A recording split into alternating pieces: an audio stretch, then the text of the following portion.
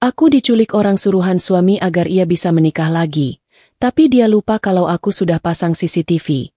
Hancurlah bersama para pengkhianat. Dan menyesal seumur hidup.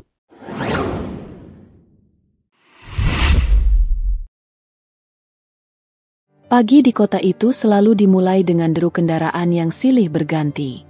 Gedung-gedung menjulang menelan cahaya matahari yang baru saja menampakkan diri. Udara masih terasa sejuk. Meski sedikit berdebu, Viola berdiri di depan jendela apartemen tempat tinggalnya, mengenakan jilbab biru muda yang senada dengan blus kerja yang sudah ia persiapkan sejak semalam. Matanya menatap jauh ke arah jalan raya yang mulai ramai, seakan pikirannya sudah melayang ke agenda-agenda yang menantinya di kantor. Seorang wanita karir sepertinya memang terbiasa hidup dengan jadwal padat. Usianya 32 tahun. Dan dalam lingkungannya ia dikenal sebagai pribadi yang tegas, disiplin, namun tetap lembut dalam tutur kata. Viola bukan hanya sekadar pekerja biasa, ia memimpin sebuah divisi di perusahaan besar yang bergerak di bidang properti. Keberhasilan yang ia raih bukan datang begitu saja, melainkan melalui kerja keras, air mata, dan doa panjang yang tak pernah putus. Dapur kecil di apartemennya sudah dipenuhi aroma kopi yang diseduh Haikal, suaminya. Lelaki itu mengenakan kemeja rapi. Dasinya tergantung di bahu. Haikal, yang berusia 35 tahun, memiliki karir yang tak kalah cemerlang di sebuah perusahaan periklanan. Dari luar, mereka tampak seperti pasangan sempurna, berpendidikan, mapan, dan saling mendukung dalam karir masing-masing. Sayang, kopi sudah siap. Suara Haikal terdengar dari balik pintu dapur. Viola menoleh, tersenyum, lalu berjalan menghampiri meja makan. Ia duduk sambil menata jilbabnya yang sempat bergeser. Terima kasih, Mas. Sepertinya pagi ini akan panjang sekali. Ada rapat dengan investor jam 9, lalu presentasi proyek baru jam 11. Haikal meletakkan cangkir kopi di hadapan istrinya. Ia tersenyum samar, meski tatapan matanya tampak sedikit kosong. Kamu pasti bisa melewati semuanya. Seperti biasa. Viola menatap suaminya sejenak. Ia hafal betul raut wajah Haikal, hafal setiap ekspresi kecil yang sering muncul. Beberapa minggu terakhir, ia merasakan ada sesuatu yang berbeda. Haikal sering terlihat gelisah, lebih banyak diam, dan kerap pulang larut dengan alasan pekerjaan menumpuk. Meski begitu, Viola tidak ingin langsung berprasangka. Ia percaya pernikahan harus dibangun di atas kepercayaan. Mungkin setelah semua proyek ini selesai, kita bisa liburan sebentar.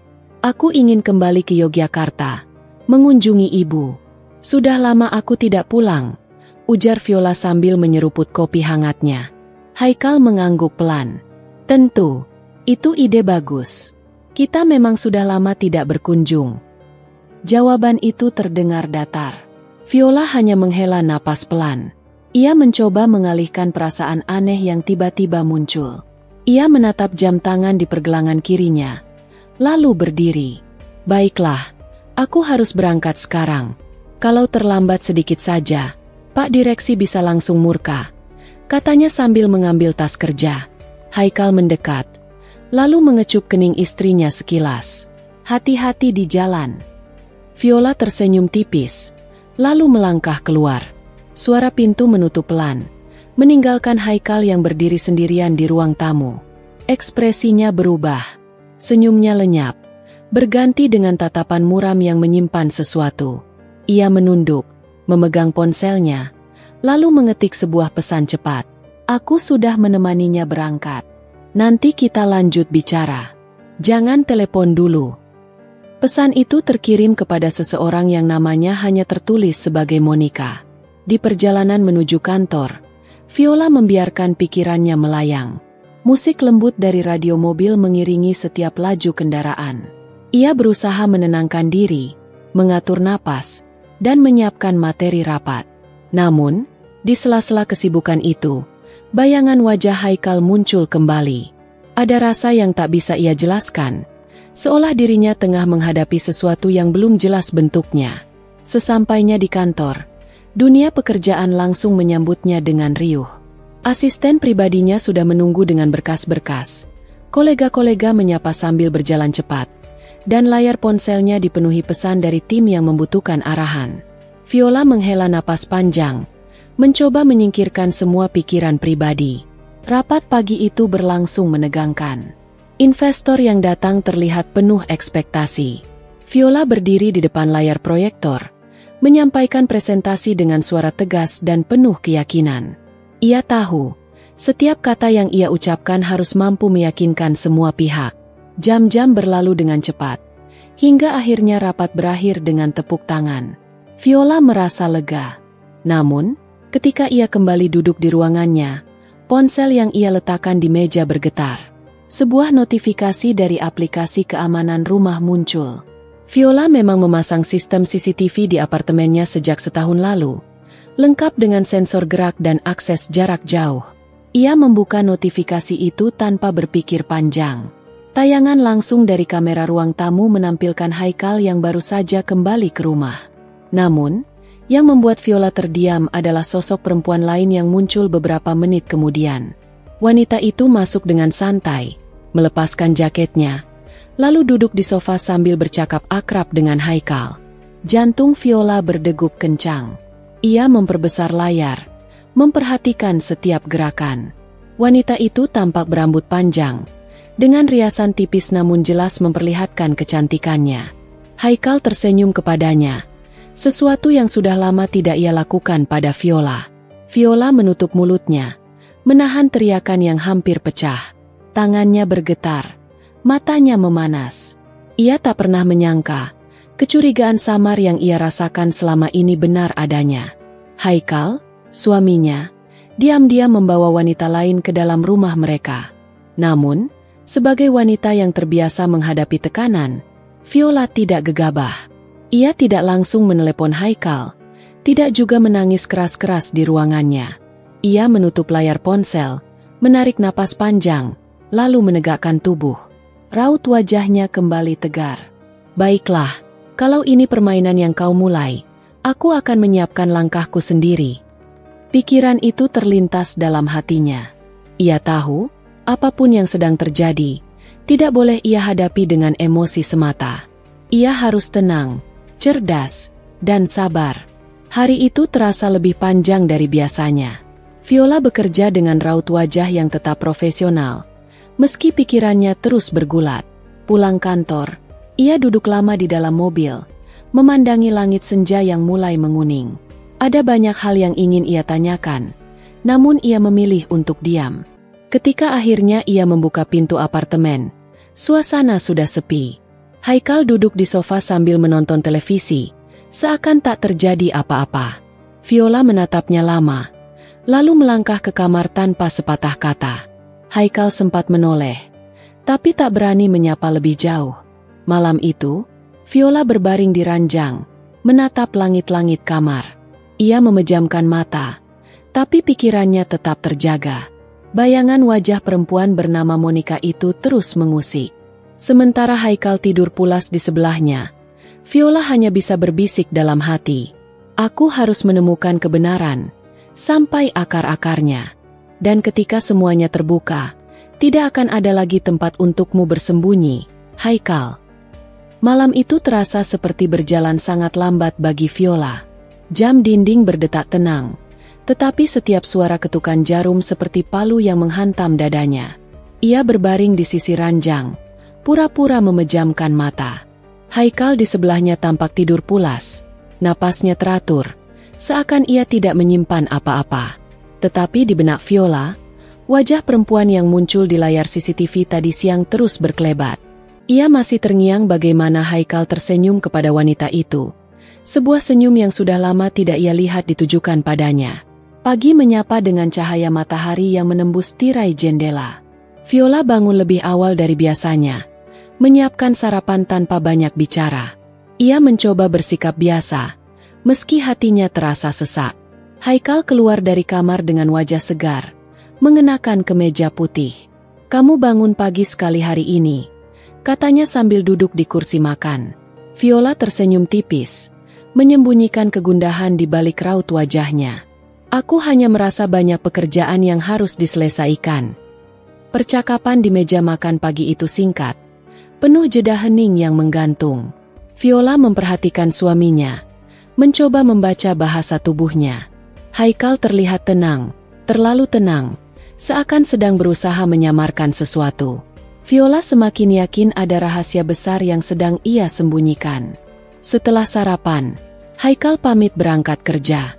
Viola mengantar sampai ke pintu, menatap punggung suaminya menghilang di balik pintu. Begitu pintu tertutup, wajah Viola berubah. Ia berjalan cepat menuju meja kerja di ruang tamu, membuka laptop, lalu mengakses kembali sistem CCTV. Rekaman dari kemarin siang ia putar berulang kali. Sosok perempuan yang datang ke apartemen kembali tampak jelas. Viola memperbesar gambar, memperhatikan gerak-geriknya. Wanita itu tampak percaya diri, tidak canggung sama sekali. Seakan-akan apartemen itu bukan tempat asing baginya. "Siapa kamu, sebenarnya?" gumam Viola pelan. Ia mencatat waktu kedatangan perempuan itu, jam berapa ia masuk, dan berapa lama ia berada di dalam. Semua detail kecil ia tulis di buku catatan. Hatinya bergolak, tapi pikirannya tetap dingin. Ia tahu, emosi tidak boleh menguasai dirinya sekarang. Hari-hari berikutnya, Viola mulai diam-diam mengamati gerak-gerik Haikal. Ia tidak langsung menegurnya, melainkan menyiapkan bukti demi bukti. Setiap kali Haikal pergi dengan alasan lembur, Viola membuka rekaman CCTV. Kadang apartemen terlihat sepi, kadang Monica, nama yang tertera di pesan singkat Haikal, muncul lagi. Semakin lama, semakin jelas hubungan itu bukan sekadar teman biasa. Namun Viola tetap menjaga penampilannya di kantor. Ia tetap hadir sebagai pemimpin yang tangguh, selalu bisa diandalkan. Tidak ada seorang pun yang menyadari badai besar tengah menghantam hidup pribadinya. Suatu malam, ketika Haikal pulang lebih larut dari biasanya, Viola sudah menunggu di ruang tamu. Ia tidak menegur, hanya tersenyum tipis. Haikal masuk dengan wajah lelah, meletakkan tas, lalu berusaha mencium pipi istrinya. Viola menoleh sejenak, lalu berkata dengan suara tenang, "Capek sekali, Mas." Haikal terdiam sejenak, lalu mengangguk. "Iya, banyak kerjaan di kantor." Viola hanya tersenyum samar, padahal hatinya menjerit. Ia ingin sekali bertanya, kerjaan kantor atau kerjaan hati? Namun ia menahan diri. Ia tahu, waktunya belum tiba. Malam itu, setelah Haikal tertidur, Viola kembali membuka laptopnya. Ia menonton rekaman terbaru. Kali ini memperlihatkan sesuatu yang membuat darahnya berdesir. Haikal dan Monica tidak hanya duduk berbincang, tapi tampak begitu dekat, terlalu dekat untuk sekadar teman. Viola menutup laptop dengan tangan gemetar. Air mata yang sejak tadi ia tahan akhirnya jatuh. Ia berjalan ke balkon, memandangi lampu-lampu kota yang berkelip. Hatinya hancur, tapi di tengah kehancuran itu, tekad perlahan tumbuh. "Kalau dia pikir aku akan diam, dia salah besar," bisiknya pelan. Keesokan paginya, Viola memutuskan untuk mencari tahu lebih jauh. Ia meminta bantuan seorang sahabat lama, Dina, yang bekerja di bidang investigasi swasta. Mereka bertemu di sebuah kafe kecil di sudut kota. "Aku butuh bantuanmu," kata Viola dengan suara pelan, namun matanya penuh keseriusan. Dina menatapnya lekat. "Bantuan seperti apa?" Viola mengeluarkan ponselnya, menunjukkan rekaman CCTV. Dina terkejut, lalu menghela napas panjang. "Ini berat, Enam. Kamu yakin ingin menggali lebih dalam?" "Aku harus tahu kebenarannya," jawab Viola mantap. Sejak hari itu, Dina mulai mengikuti Haikal diam-diam. Setiap pergerakan dicatat, setiap pertemuan difoto, setiap jejak ditelusuri. Viola menerima laporan demi laporan, meski hatinya semakin tersayat. Haikal ternyata sering bertemu Monica, bahkan di luar jam kerja. Mereka bertemu di restoran, hotel, hingga apartemen. Viola membaca semua itu dengan hati yang berat. Tetapi ia tetap tegar, karena semakin banyak bukti yang ia miliki, semakin kuat posisinya nanti. Ia tidak ingin gegabah menuduh tanpa data. Suatu sore, ketika ia baru pulang kerja, Viola membuka pintu apartemen dan mendapati sesuatu yang membuat napasnya tercekat. Di meja makan, ada sebuah kotak kecil berisi perhiasan. Ia tahu, itu bukan untuknya, karena Haikal tidak pernah memberinya hadiah tanpa alasan. Ia menatap kotak itu lama, lalu tersenyum getir. Untuk siapa hadiah ini, Mas? Langkah Viola semakin mantap. Ia mulai menyiapkan strategi, tidak hanya untuk mengungkap perselingkuhan, tetapi juga menghadapi kemungkinan terburuk. Ia tahu, Haikal bisa saja mengambil langkah yang lebih jauh untuk menyingkirkannya. Namun ia juga tahu, setiap langkah yang ia ambil sekarang akan menentukan masa depannya. Malam itu, Viola menulis di buku catatannya, "Aku tidak akan menjadi korban. Jika mereka mencoba menjatuhkanku, aku akan berdiri lebih kuat.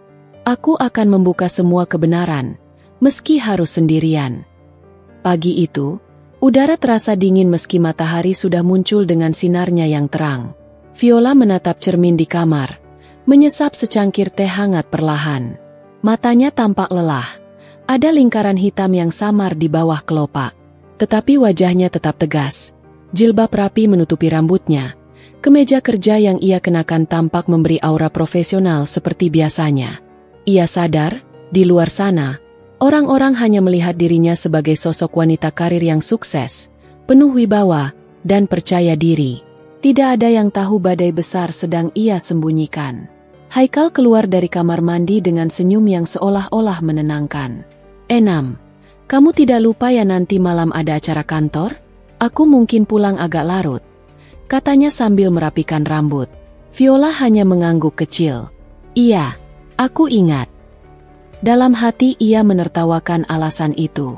Kata-kata Haikal semakin mudah ditebak sejak ia tahu ada orang ketiga. Ia sudah bisa membaca pola kebohongan suaminya.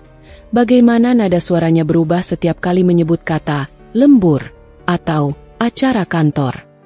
Tapi Viola memilih diam, karena setiap kebohongan Haikal hanyalah tambahan amunisi bagi dirinya. Setelah Haikal berangkat kerja, Viola duduk di meja kerja apartemen. Ia membuka laptop, memeriksa rekaman CCTV semalam. Tidak ada kejadian mencurigakan, hanya apartemen yang sunyi. Tetapi laporan dari Dina, sahabat yang ia percayai, membuatnya semakin yakin bahwa Haikal memang sedang menjalin hubungan serius dengan Monica. Dina mengirimkan foto-foto baru melalui email. Di salah satu foto, Haikal tampak sedang makan malam dengan Monica di sebuah restoran bergaya modern. Tatapan mata keduanya saling terpaut, seakan dunia hanya milik mereka. Viola menatap layar cukup lama, jantungnya berdegup keras. Tetapi alih-alih menangis, bibirnya justru melengkung dalam senyum getir. "Baiklah, kalau itu yang kau inginkan, Mas. Aku akan pastikan semuanya berbalik menghantammu," bisiknya lirih. Hari-hari berikutnya, Viola menjalani rutinitasnya dengan cermat. Ia tetap bekerja keras di kantor, memimpin rapat-rapat penting, menyelesaikan proyek, memberi arahan pada bawahannya. Ia tetap tampil dengan pesona profesional. Tak ada celah sedikit pun yang memperlihatkan hatinya retak. Tetapi sepulang kerja, ia berubah menjadi seorang detektif bagi dirinya sendiri. CCTV dipantau, laporan Dina dibaca, catatan-catatan ditulis. Suatu sore, Dina menghubunginya melalui telepon. Suara Dina terdengar tergesa. "Enam, kamu harus tahu ini. Aku barusan mengikuti Haikal. Dia bertemu Monica, bukan hanya di restoran atau kafe, tapi aku lihat mereka masuk ke sebuah rumah yang tampaknya disewa secara khusus." Viola terdiam beberapa detik. "Kamu yakin?" "Aku lihat dengan mata kepala sendiri. Mereka masuk berdua, dan aku tunggu sampai 1 jam. Mereka belum keluar." Hati Viola mencelos, tetapi wajahnya tetap tenang. "Baik, tolong teruskan pengawasan. Aku butuh bukti lebih banyak lagi." Seusai telepon berakhir, Viola duduk lama di ruang tamu. Tangannya mengepal erat di pangkuan. Ia sadar, perselingkuhan itu sudah bukan main-main lagi. Haikal tidak hanya berselingkuh, tapi sudah berani melibatkan rumah lain. Itu artinya, ada niat serius untuk melanjutkan hubungan dengan Monica. Malam itu, ketika Haikal pulang, Viola memandanginya dengan sorot mata berbeda. Haikal tampak ceria, bercerita tentang proyek baru di kantor. Seolah-olah hari ini ia benar-benar bekerja keras. Viola mengangguk dan tersenyum, berpura-pura percaya. Dalam hatinya, ia merasa jijik mendengar kebohongan itu. Setelah makan malam, Haikal pamit untuk tidur lebih awal. Viola duduk di ruang tamu sendirian, menatap layar laptop yang masih menyala. Ia memutar ulang rekaman CCTV lama, memperhatikan setiap detail. Saat itulah ia teringat sesuatu.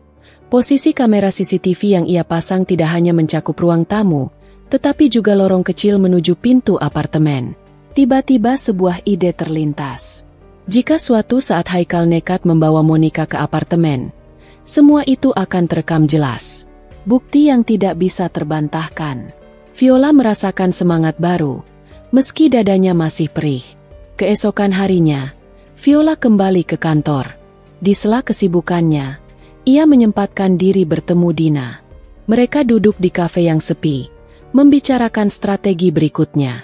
Enam, aku sudah punya beberapa foto yang jelas. Haikal dan Monica terlihat masuk rumah sewa itu lebih dari 3 kali. Dari cara mereka bersikap, jelas sekali hubungan mereka bukan sekadar teman biasa, ujar Dina sambil menunjukkan foto-foto di ponselnya. Viola menatap foto itu lama, lalu berkata dengan suara mantap, "Aku tidak hanya butuh bukti perselingkuhan. Aku juga butuh bukti kalau mereka berencana menyingkirkanku. Aku punya firasat. Semua ini tidak hanya tentang cinta terlarang." Dina mengerutkan dahi. "Kamu curiga mereka mau?" Viola mengangguk. "Ya, aku curiga mereka ingin mengambil semua yang kumiliki. Harta, nama baik, bahkan hidupku." Kata-kata itu membuat suasana menjadi tegang. Dina memegang tangan Viola erat. "Kalau benar begitu, kamu harus sangat hati-hati. Jangan sampai mereka bergerak lebih dulu." Viola mengangguk. "Aku sudah siapkan langkah antisipasi. CCTV di apartemen ini hanya salah satunya. Aku juga sudah mulai menyalin semua bukti ke penyimpanan rahasia. Kalau terjadi apa-apa, kebenaran tidak akan pernah bisa mereka sembunyikan." Hari-hari berikutnya, kecurigaan Viola semakin terbukti. Haikal semakin sering pulang larut malam. Alasan, lembur, semakin sering diulang-ulang. Kadang ia bahkan pulang dengan wangi parfum yang berbeda, bukan parfum yang biasa ia pakai.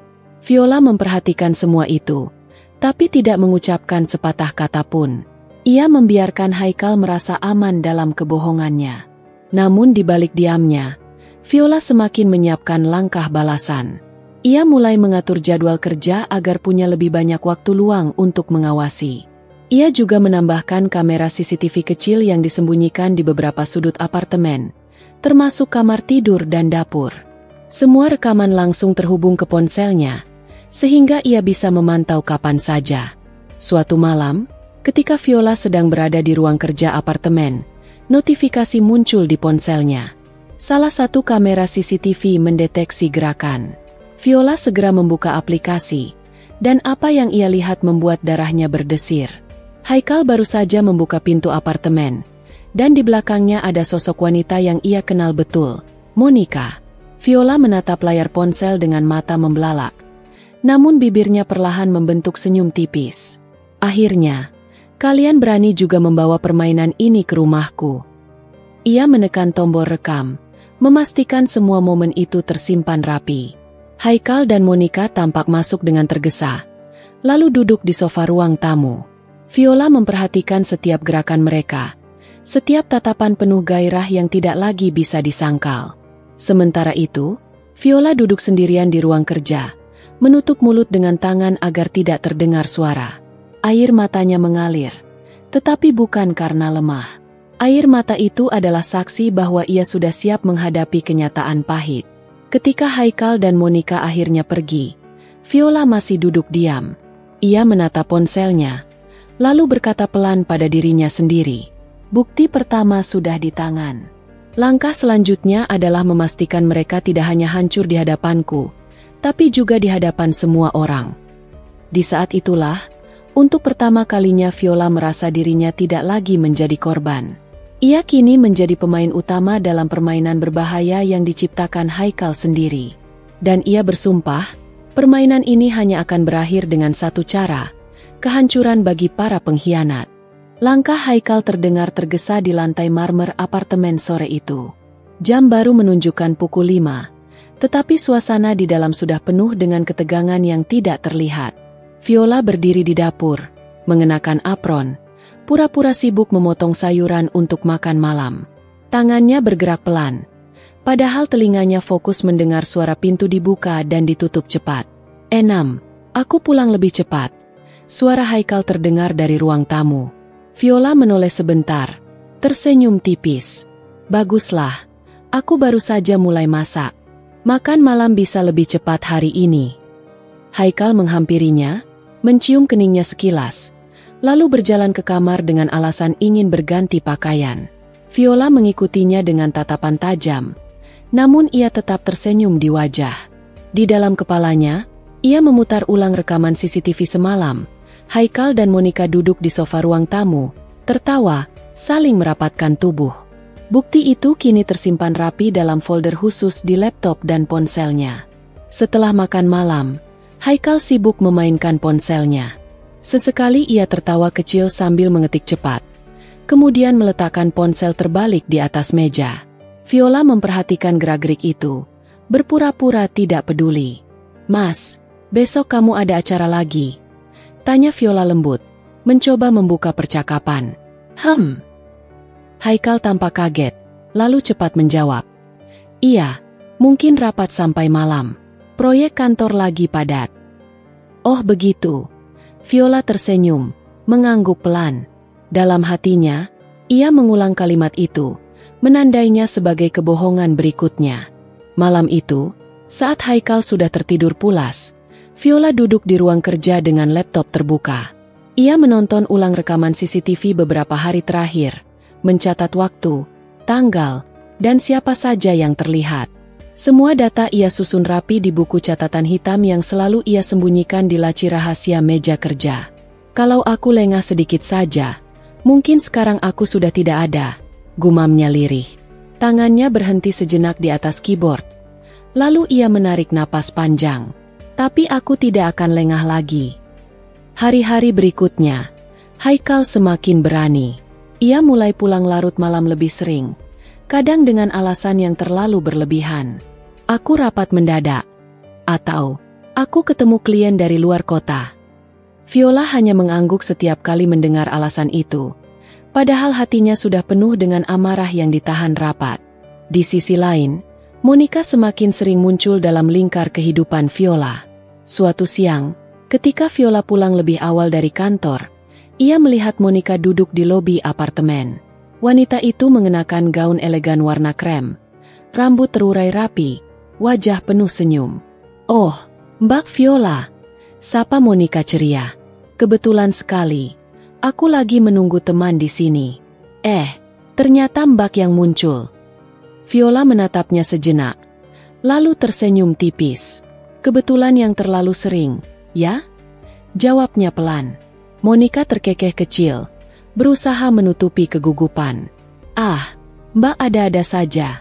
Saya memang sering lewat sini." Viola tidak menanggapi lebih jauh. Ia hanya berjalan melewati Monica, meninggalkan aroma parfum lembutnya yang menusuk hidung. Dalam hati, ia tahu Monica sengaja menampakkan diri, seolah ingin menunjukkan bahwa ia punya peran dalam hidup Haikal. Malam itu, ketika Haikal pulang, Viola sengaja menanyakan sesuatu. "Mas, aku tadi lihat Monica di lobi apartemen. Kamu tahu dia ngapain di sana?" Haikal tampak kaget sesaat, lalu cepat menjawab. "Oh, mungkin dia memang ada urusan. Kamu kan tahu sendiri, dia sering punya relasi di mana-mana."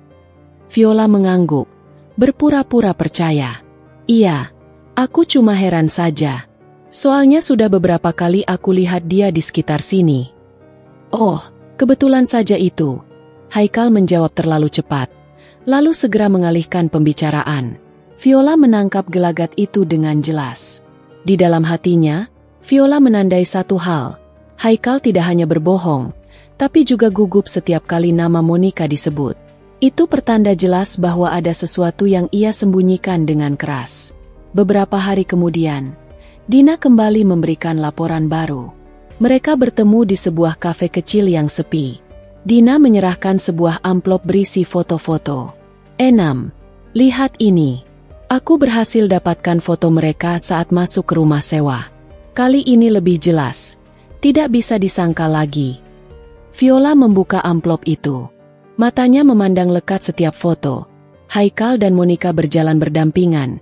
Tangan mereka hampir bersentuhan. Tatapan mata penuh rahasia. "Bagus," kata Viola datar. "Bukti ini akan sangat berguna nanti." Dina menatapnya cemas. "Enam, kamu benar-benar yakin mau terus mendiamkan ini? Aku tahu kamu kuat, tapi aku khawatir mereka makin jauh melangkah." Viola tersenyum pahit. "Justru itu yang kuinginkan. Biarkan mereka semakin percaya diri, semakin dalam menggali lubang untuk diri mereka sendiri. Saat waktunya tiba, aku hanya perlu mendorong sedikit saja." Malam itu, Viola pulang dengan hati yang berat namun tekad yang semakin kuat. Ia duduk lama di balkon apartemen, menatap lampu kota yang berkelap-kelip. Angin malam menyentuh wajahnya, membawa rasa dingin yang menusuk. Ia berbisik pada dirinya sendiri, "Jika aku hanya jadi korban, aku akan habis ditelan keadaan. Tapi jika aku bangkit, mereka yang akan habis oleh permainan mereka sendiri." Di kamar, Haikal tidur dengan wajah tenang, seakan tidak ada beban. Viola memandanginya lama dari pintu. Ada rasa cinta yang masih tersisa, tapi lebih besar lagi adalah rasa sakit yang perlahan berubah menjadi api dendam. Hari berganti, dan semakin banyak tanda-tanda kebohongan yang muncul. Viola bisa melihat bagaimana Haikal sering menyembunyikan ponsel ketika ada notifikasi. Kadang ia pura-pura menerima telepon di balkon. Suaranya dibuat pelan. Viola hanya memandanginya dari dalam. Matanya tajam namun penuh kesabaran. Suatu malam, Viola mendengar suara Haikal berbicara di balkon. Ia sengaja tidak menyalakan lampu kamar. Berdiri diam di balik tirai. Suara Haikal terdengar jelas. "Iya, sayang. Besok kita ketemu lagi. Jangan khawatir. Dia tidak akan curiga. Semua berjalan lancar." Viola menutup mata, menggenggam erat tangannya sendiri agar tidak berteriak. Kata-kata itu menusuk hatinya, tetapi ia tahu momen ini adalah bukti nyata. Ia kembali ke ruang kerja, menuliskan semua yang ia dengar ke dalam catatan hitamnya. Malam itu, Viola hampir tidak tidur. Ia hanya duduk menatap layar laptop, memandangi folder berisi rekaman CCTV dan foto-foto dari Dina. Semua itu kini menjadi harta karun bukti yang suatu hari akan menghancurkan Haikal dan Monica. Di tengah malam yang sunyi, ia berbisik, "Permainan baru saja dimulai. Aku akan pastikan kalian menyesal seumur hidup." Suasana apartemen pada sore itu terasa lengang. Jam dinding menunjukkan pukul 5:30, namun Haikal belum juga pulang. Viola duduk di ruang kerja, menatap layar laptop yang menampilkan rekaman CCTV terbaru. Di sana, terlihat jelas Haikal bersama Monica, masuk ke sebuah rumah sewa kecil yang sudah sering ia lihat dalam foto-foto sebelumnya. Kali ini mereka tidak hanya berbincang, tetapi duduk terlalu dekat, tertawa, dan menyingkirkan batas yang seharusnya ada antara seorang pria beristri dengan perempuan lain. Viola menarik napas panjang. Tangannya bergetar halus saat menekan tombol pause. Matanya menatap layar dengan tatapan kosong, bukan lagi karena kaget, tetapi karena rasa sakit yang perlahan berubah menjadi api. Hatinya telah melewati tahap denial. Kini yang tersisa hanya kesadaran penuh bahwa ia sedang berada dalam permainan berbahaya. Di ruang tamu, lampu masih menyala terang. Viola bangkit, berjalan ke balkon, menatap jalanan kota yang ramai. Mobil-mobil melintas dengan lampu menyilaukan. Orang-orang berlalu lalang membawa cerita masing-masing. Dari luar, hidup tampak begitu normal. Namun di balik dinding apartemen itu, ada badai yang siap menghancurkan segala ketenangan. Ia memegang ponselnya, membuka chat dengan Dina. "Dina, Enam, aku baru selesai cek lokasi lagi. Rumah itu ternyata disewa atas nama orang lain, bukan Haikal. Tapi aku bisa pastikan, yang bayar setiap bulan adalah dia. Aku punya bukti transfernya." Viola membaca pelan-pelan, kemudian menjawab, Viola, simpan baik-baik semua bukti itu. Aku akan gunakan nanti. Jangan lepaskan satu pun. Dina, tenang. Aku sudah kunci semuanya di folder khusus. Tapi Enam, kamu kuat kan? Soalnya aku lihat dengan mataku sendiri. Hubungan mereka sudah kelewat batas. Viola menutup mata, menelan ludah. Jantungnya berdetak lebih cepat. Namun ia menjawab singkat. Viola, aku kuat. Aku harus kuat. Pesan itu terkirim. Dan Viola langsung mematikan layar ponsel. Ia tidak ingin emosinya terganggu lebih jauh malam itu. Beberapa menit kemudian, pintu apartemen terbuka. Haikal masuk. Tampak lelah namun menyembunyikan sesuatu di balik senyumnya. Enam, maaf aku telat lagi. Jalanan macet, katanya sambil melepas jasnya. Viola menoleh sebentar, tersenyum tipis. Iya, nggak apa-apa. Aku sudah terbiasa. Haikal menatapnya sejenak, seolah mencari makna di balik kata-kata itu. Tetapi Viola cepat-cepat mengalihkan pandangan. Ia beranjak ke dapur, menyibukkan diri dengan menyiapkan makan malam. Besok kamu ada acara lagi? Tanya Viola sambil mengaduk sup di panci. Haikal diam sebentar, lalu menjawab. Kayaknya iya, ada klien yang mau ketemu. Penting banget. Aku nggak bisa nolak. Viola mengangguk pelan. Semoga lancar. Hanya itu yang ia ucapkan. Padahal di dalam hati ia sudah tahu betul bahwa klien itu bernama Monica. Malam itu mereka makan bersama, tapi tidak ada percakapan berarti. Viola sesekali menatap wajah Haikal, mencoba mencari sisa-sisa kejujuran yang dulu pernah membuatnya jatuh cinta. Namun yang ia temukan hanyalah topeng. Topeng yang semakin lama semakin rapuh. Setelah makan, Haikal sibuk dengan ponselnya di sofa.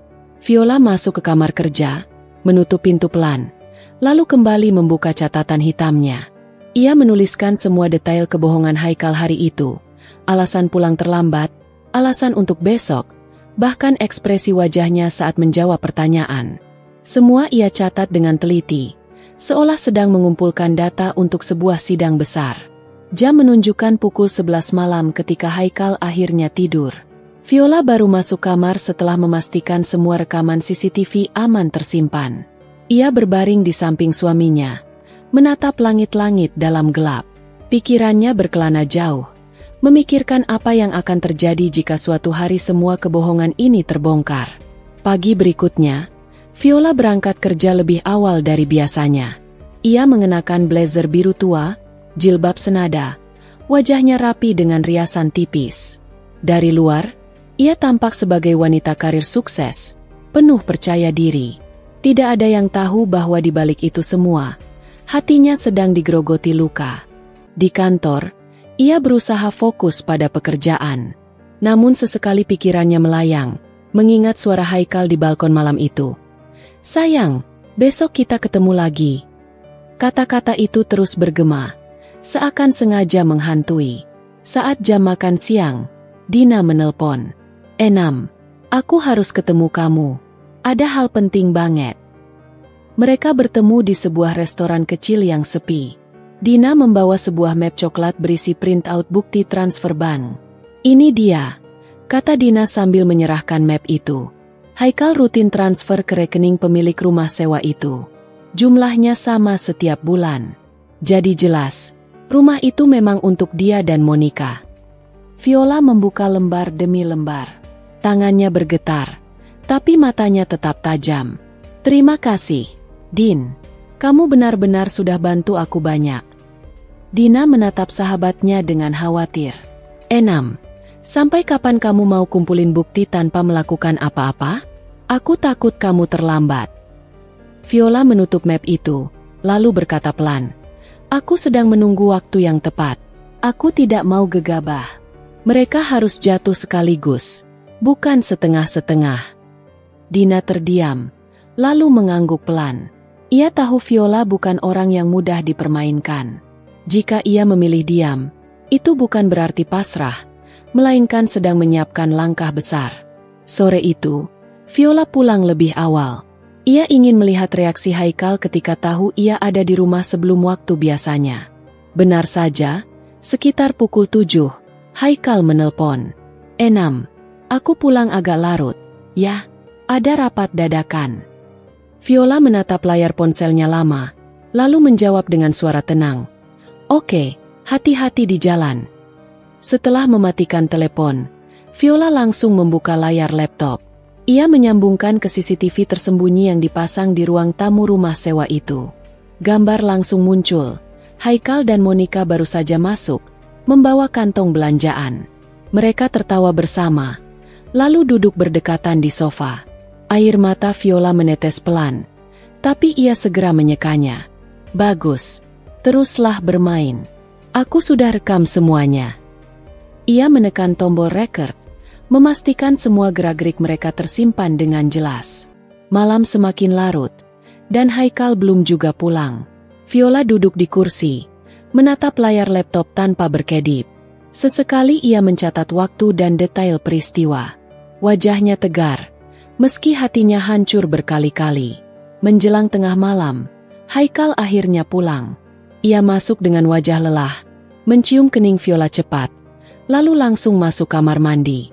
Viola hanya tersenyum samar, menyembunyikan semua yang sudah ia ketahui.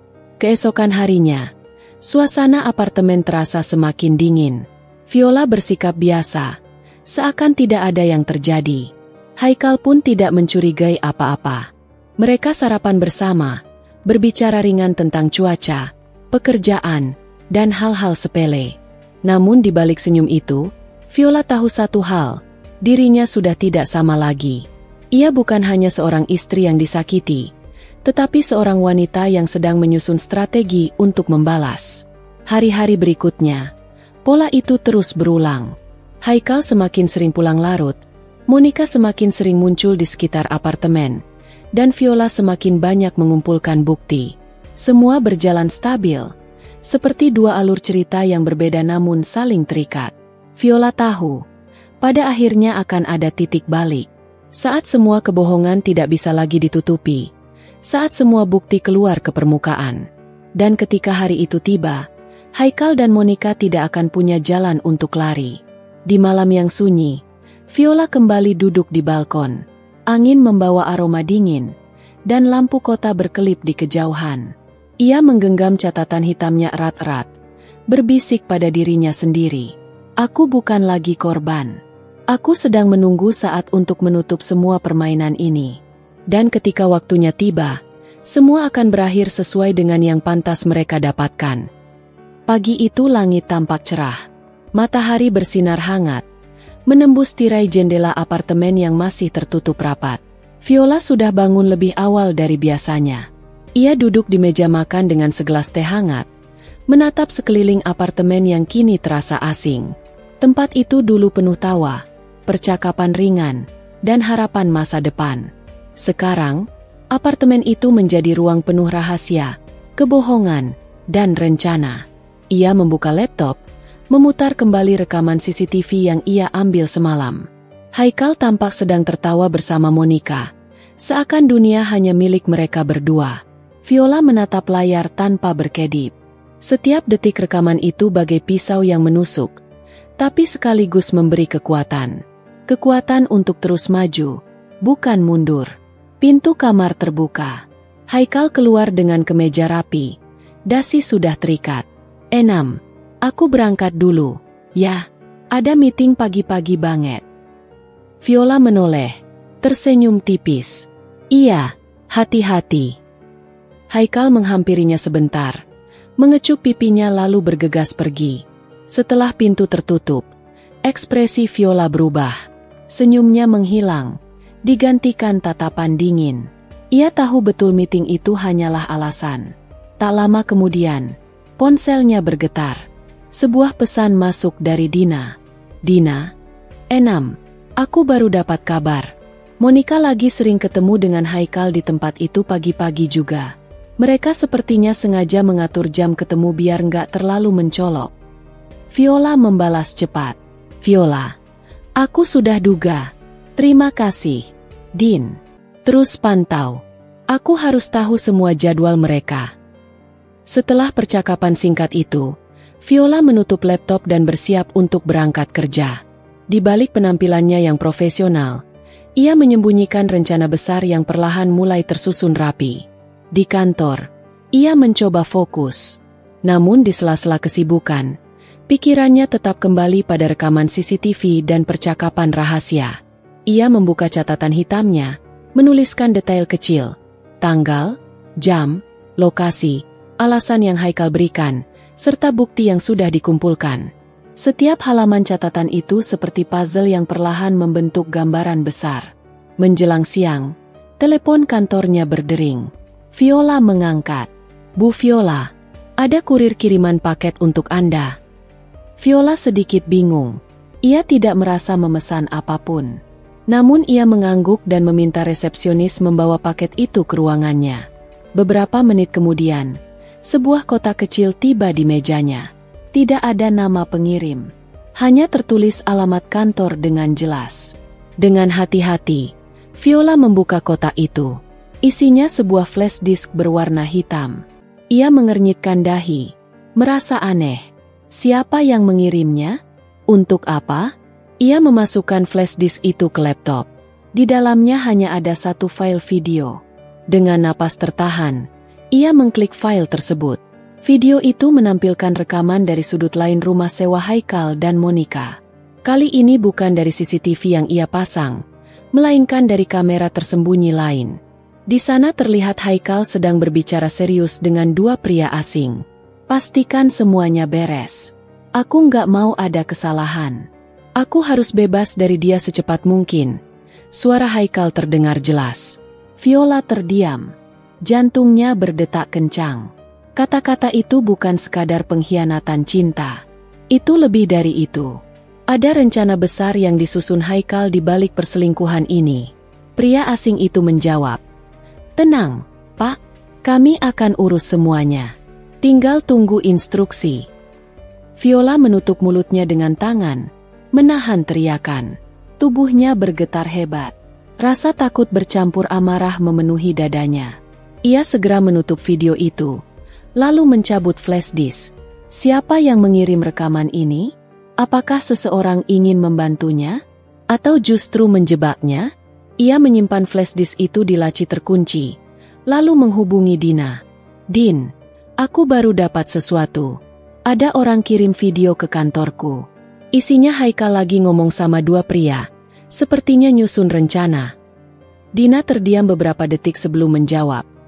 "Enam, kamu harus hati-hati. Bisa jadi ini lebih besar dari yang kita kira. Jangan sampai kamu sendirian ngadepin ini." "Aku tahu, tapi aku juga nggak bisa langsung melapor. Aku butuh bukti lebih banyak. Kalau aku salah langkah, mereka bisa balik menyerang aku." Setelah menutup telepon, Viola duduk lama di kursinya. Ia menatap layar laptop yang kosong, pikirannya dipenuhi pertanyaan. Apa yang sebenarnya direncanakan Haikal? Apakah hanya sekadar meninggalkannya untuk menikah dengan Monica? Atau ada sesuatu yang lebih gelap? Sore hari, saat pulang kerja, Viola sengaja melewati jalan memutar. Ia berhenti sejenak di sebuah kafe kecil, membuka laptop, dan memeriksa rekaman CCTV terbaru. Tidak ada yang aneh hari itu. Haikal terlihat benar-benar di kantor. Namun bayangan video flash disk itu masih menghantui. Sesampainya di apartemen, Haikal sudah ada di ruang tamu. Ia menyambut Viola dengan senyum lelah. "Enam, kamu pulang agak malam ya?" tanyanya. "Iya, ada pekerjaan tambahan," jawab Viola singkat.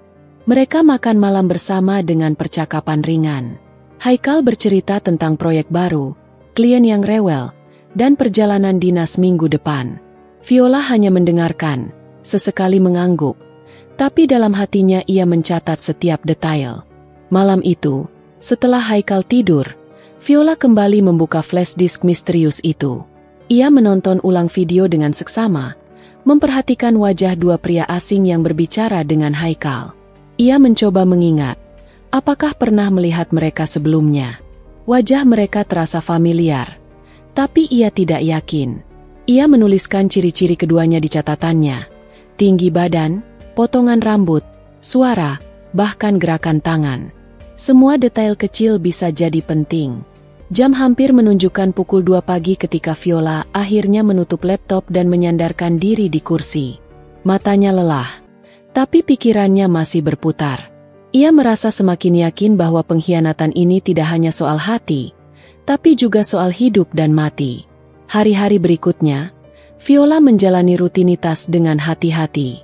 Ia tetap bekerja seperti biasa, tetap tersenyum di depan Haikal, tapi diam-diam terus mengawasi. Rekaman CCTV terus ia kumpulkan. Flash disk misterius itu ia simpan rapat-rapat. Dina juga semakin sering menghubunginya, memberi laporan tentang pergerakan Haikal dan Monica. Mereka tampak semakin berani, bahkan mulai muncul bersama di tempat umum, meski masih memilih lokasi-lokasi yang jarang didatangi orang yang mengenal mereka. Viola menatap dirinya di cermin suatu malam. Matanya tampak lebih tajam, wajahnya lebih tegas. Ia berbisik pada bayangannya sendiri. Aku harus tetap tenang. Mereka pikir aku lemah, tapi aku sedang menunggu waktu untuk membalikan semuanya. Di kamar, Haikal tidur pulas, seakan tidak menyadari badai yang sedang ia bangun sendiri. Viola menarik selimut, lalu memejamkan mata. Namun jauh di dalam hatinya, ia tahu, malam-malam tenang ini tidak akan bertahan lama.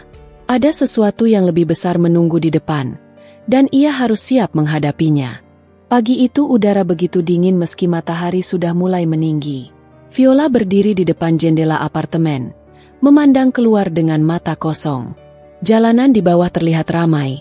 Orang-orang berlalu lalang dengan kesibukannya masing-masing, namun semua itu terasa jauh dari kehidupannya. Yang ada di kepalanya hanyalah satu hal. Ia harus menemukan kebenaran di balik semua yang terjadi.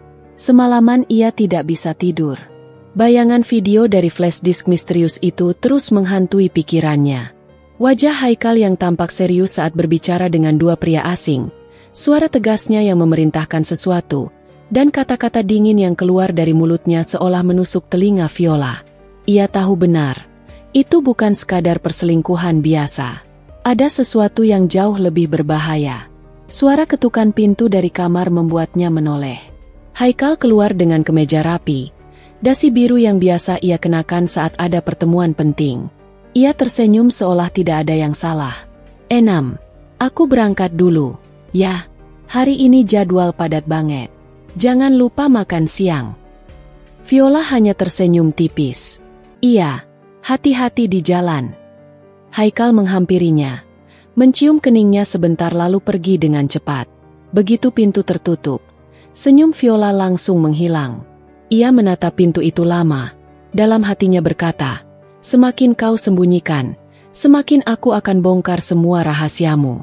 Setelah memastikan Haikal benar-benar pergi, Viola segera membuka laptop dan menyalakan rekaman CCTV yang ia pasang. Kamera di ruang tamu apartemen hanya menunjukkan Haikal yang bersiap pergi.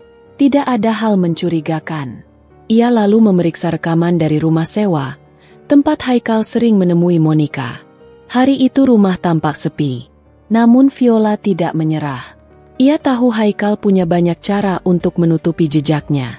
Yang membuatnya semakin waspada adalah video dalam flash disk. Jika Haikal benar-benar menyewa orang untuk melakukan sesuatu padanya, maka setiap hari bisa menjadi bahaya. Ponselnya bergetar. Sebuah pesan masuk dari Dina. "Dina, Enam, aku baru lihat Monica di kafe dekat kantor Haikal. Mereka nggak datang bareng, tapi Monica duduk di pojok seakan nunggu seseorang." Viola segera membalas. "Viola, kamu tetap pantau. Jangan sampai mereka sadar ada yang memperhatikan." "Dina, oke, aku hati-hati." Viola menutup ponselnya, menarik napas panjang. Ia merasa waktunya semakin sempit. Haikal dan Monica sudah terlalu berani. Jika benar mereka merencanakan sesuatu yang membahayakan dirinya, ia harus bergerak lebih cepat. Hari itu ia memutuskan untuk tidak langsung ke kantor. Ia menulis pesan singkat pada sekretarisnya, memberi alasan ada keperluan pribadi. Lalu ia mengenakan pakaian sederhana, jilbab polos, dan kacamata hitam. Penampilannya berbeda dari biasanya, cukup untuk menyamarkan dirinya. Ia mengambil mobil, lalu mengemudi menuju area dekat kantor Haikal. Sesuai informasi dari Dina, kafe itu berada di seberang gedung tinggi tempat Haikal bekerja. Viola memarkir mobil agak jauh, lalu masuk ke kafe kecil di sudut jalan. Dari kursinya, ia bisa melihat ke arah kafe yang dimaksud Dina.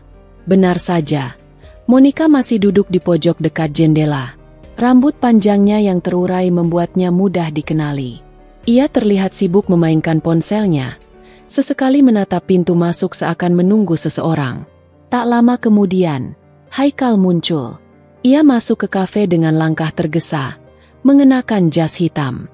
Ia menoleh ke kanan kiri sebentar sebelum menghampiri Monica. Mereka duduk berhadapan, lalu berbincang dengan serius. Viola menahan napas. Dari jarak itu ia tidak bisa mendengar apa yang mereka bicarakan. Namun ekspresi wajah keduanya sudah cukup menjelaskan. Ini bukan sekadar obrolan biasa. Monica sesekali menunduk, lalu tertawa kecil. Haikal terlihat mencondongkan tubuh, berbicara pelan namun penuh penekanan. Viola merasakan dadanya panas. Ingin sekali ia masuk dan membongkar semuanya di hadapan orang banyak. Namun ia menahan diri. Belum saatnya, pikirnya. Ia harus sabar. Bukti yang ia punya sudah kuat. Tapi ia ingin segalanya terbongkar habis, tanpa celah untuk mengelak. Setelah hampir setengah jam, Haikal berdiri dan keluar lebih dulu. Monica masih duduk beberapa menit sebelum akhirnya juga pergi. Viola menunggu keduanya benar-benar hilang dari pandangan, lalu mengeluarkan ponselnya. Ia menulis pesan pada Dina. Viola, mereka barusan ketemu di kafe. Aku lihat sendiri. Dina, astaga, Enam. Kamu ngikutin juga?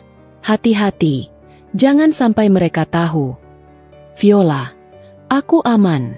Tapi aku harus lakukan ini. Aku nggak bisa hanya duduk diam. Sepanjang perjalanan pulang, pikiran Viola dipenuhi dengan rencana. Ia tahu Haikal sedang mempersiapkan sesuatu. Video dari flash disk sudah memberi gambaran jelas. Kini ia harus mencari tahu siapa dua pria asing yang muncul dalam video itu. Malamnya, setelah Haikal tertidur, Viola kembali membuka laptop. Ia memutar video itu berulang-ulang, mencoba mengenali wajah dua pria tersebut. Lalu tiba-tiba ia teringat sesuatu. Beberapa minggu lalu, Haikal pernah menyebut nama seorang kenalan yang bekerja di bisnis keamanan. Ia hanya menyebut sekilas. Namun saat itu Viola tidak terlalu memperhatikan.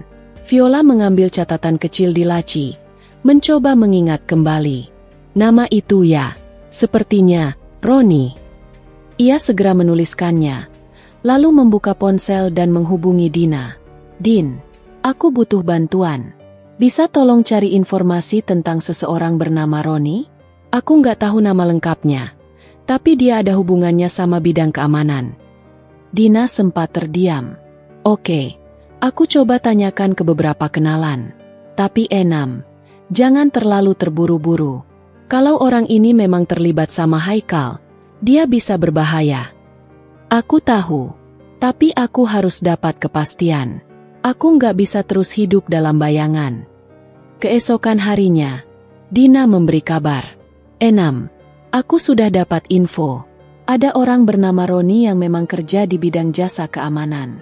Tapi dia juga dikenal suka ambil kerjaan, gelap. Katanya sering disewa buat urusan yang gak jelas. Bisa jadi orang ini yang kamu maksud. Viola merasakan bulu kuduknya berdiri. Itu berarti dugaannya benar. Haikal bukan hanya berselingkuh. Ia sudah melibatkan orang luar untuk sesuatu yang mencurigakan. Malam itu, Viola memandang Haikal yang duduk santai di sofa sambil menonton televisi. Wajahnya terlihat tenang, seolah tidak ada dosa. Viola menahan gejolak di dalam hatinya. Seandainya kamu tahu aku sudah tahu semuanya. Haikal, seandainya kamu sadar setiap langkahmu sudah ada dalam genggamanku. Tapi aku tidak akan gegabah. Aku akan biarkan kamu semakin terjebak dalam rencanamu sendiri. Hari-hari berikutnya menjadi ujian kesabaran bagi Viola. Ia harus terus bersikap normal di depan Haikal, seakan tidak tahu apa-apa. Namun setiap kali Haikal berpamitan dengan alasan lembur atau rapat, hati Viola semakin mengeras. Dina terus membantu, mengawasi pergerakan Monica dan mencari informasi lebih jauh tentang Roni. Viola sendiri fokus mengumpulkan semua rekaman, menyimpannya di tempat aman. Suatu malam, saat sedang menyiapkan laporan kerja, Viola mendengar suara lirih dari telepon Haikal di kamar. Ia mendekat perlahan, memastikan Haikal sudah tidur. Telepon itu ternyata tidak terkunci. Di layar ada pesan masuk dari nomor bernama R. Semua sudah siap, tinggal tunggu perintah. Viola hampir tidak percaya dengan apa yang ia baca. Tangannya bergetar, namun ia segera mengambil ponselnya sendiri dan memotret layar itu. Setelah itu, ia menaruh kembali telepon Haikal di tempat semula. Malam itu Viola tidak bisa tidur. Pesan itu jelas bukti bahwa rencana Haikal sudah hampir matang. Ia tahu waktunya semakin sedikit. Jika ia tidak bergerak lebih dulu, bisa jadi nyawanya dalam bahaya. Namun Viola bukanlah wanita lemah. Ia sudah bersiap. Semua bukti ada di tangannya. Ia hanya tinggal menunggu saat yang tepat untuk menjatuhkan Haikal dan Monica sekaligus. Di luar jendela, malam semakin pekat. Viola menatap langit gelap dengan mata penuh tekad. Dalam hati ia berbisik, "Kalian pikir aku akan jadi korban. Tapi sebenarnya, akulah yang sedang menunggu waktu untuk membuat kalian menyesal seumur hidup." Malam itu udara begitu sunyi. Apartemen terasa lengang meski lampu-lampu kota masih berkelip di luar jendela. Viola duduk di kursi kerja dengan laptop menyala, memandangi tumpukan bukti digital yang sudah ia simpan rapi dalam beberapa folder rahasia. Di meja ada sebuah flash disk baru yang ia beri label kecil dengan tulisan tangan, "Kebenaran." Ia menghela napas panjang, mencoba menenangkan pikirannya yang terus bergejolak. Ia tahu setiap menit yang berlalu berarti waktu yang semakin dekat menuju eksekusi rencana Haikal. Pesan singkat dari Roni yang ia temukan di ponsel suaminya masih terbayang jelas di kepala. "Semua sudah siap, tinggal tunggu perintah." Kata-kata itu seperti bom waktu yang siap meledak kapan saja. Viola sadar, permainan ini tidak lagi sekadar soal perselingkuhan. Nyawanya yang menjadi taruhannya. Namun di balik ketakutan itu, ada api kecil yang menyala semakin besar, tekad untuk melawan dan menghancurkan Haikal bersama Monica. Ponselnya bergetar. Ia segera meraihnya. Ternyata pesan dari Dina. "Dina, Enam, aku dapat kabar baru. Monica barusan ketemu lagi sama orang asing di parkiran gedung. Aku sempat ambil foto dari jauh. Kayaknya dia orang yang sama dengan yang di video flash diskmu." Viola terperanjat. Ia segera menelepon Dina. "Kamu serius? Kamu yakin itu orang yang sama?" "Aku nggak 100% yakin, tapi wajahnya mirip banget. Aku langsung ingat setelah lihat video itu kemarin. Dia ngobrol sama Monica, kelihatan serius banget. Habis itu mereka pisah cepat-cepat." Viola terdiam sesaat. Otaknya berputar cepat. "Din, kirim fotonya ke aku sekarang. Aku butuh pembanding." Tak lama kemudian, sebuah foto masuk. Gambar itu agak buram, diambil dari jarak jauh, namun cukup jelas untuk melihat ciri wajah seorang pria berkumis tipis dengan jaket hitam. Viola langsung membuka video dalam flash disk dan menghentikan di frame tertentu. Ia membandingkan keduanya. Dek! Jantungnya berdetak lebih cepat. Wajah itu sama. Pria yang di video duduk berhadapan dengan Haikal. Kini tertangkap kamera Dina sedang bicara dengan Monica. "Ya Allah!" gumam Viola lirih. Mereka semua terhubung. "Enam, gimana?" Suara Dina di telepon memecah keheningan. "Itu orang yang sama, Din. Aku yakin." Dina menghela napas panjang. Berarti Monica memang terlibat penuh. Bukan cuma selingkuhan, tapi juga bagian dari rencana jahat Haikal. Viola menatap layar laptopnya lama. Ia merasa tubuhnya gemetar, tapi bukan karena takut, melainkan karena marah. "Din, aku sudah nggak bisa diam lagi.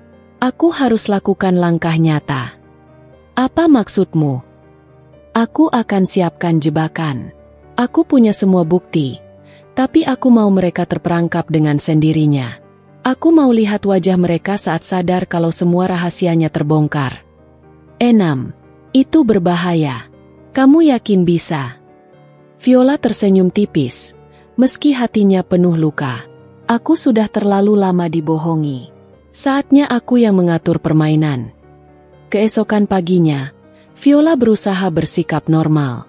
Ia menyiapkan sarapan seperti biasa, bahkan menyapa Haikal dengan senyum yang ia paksakan.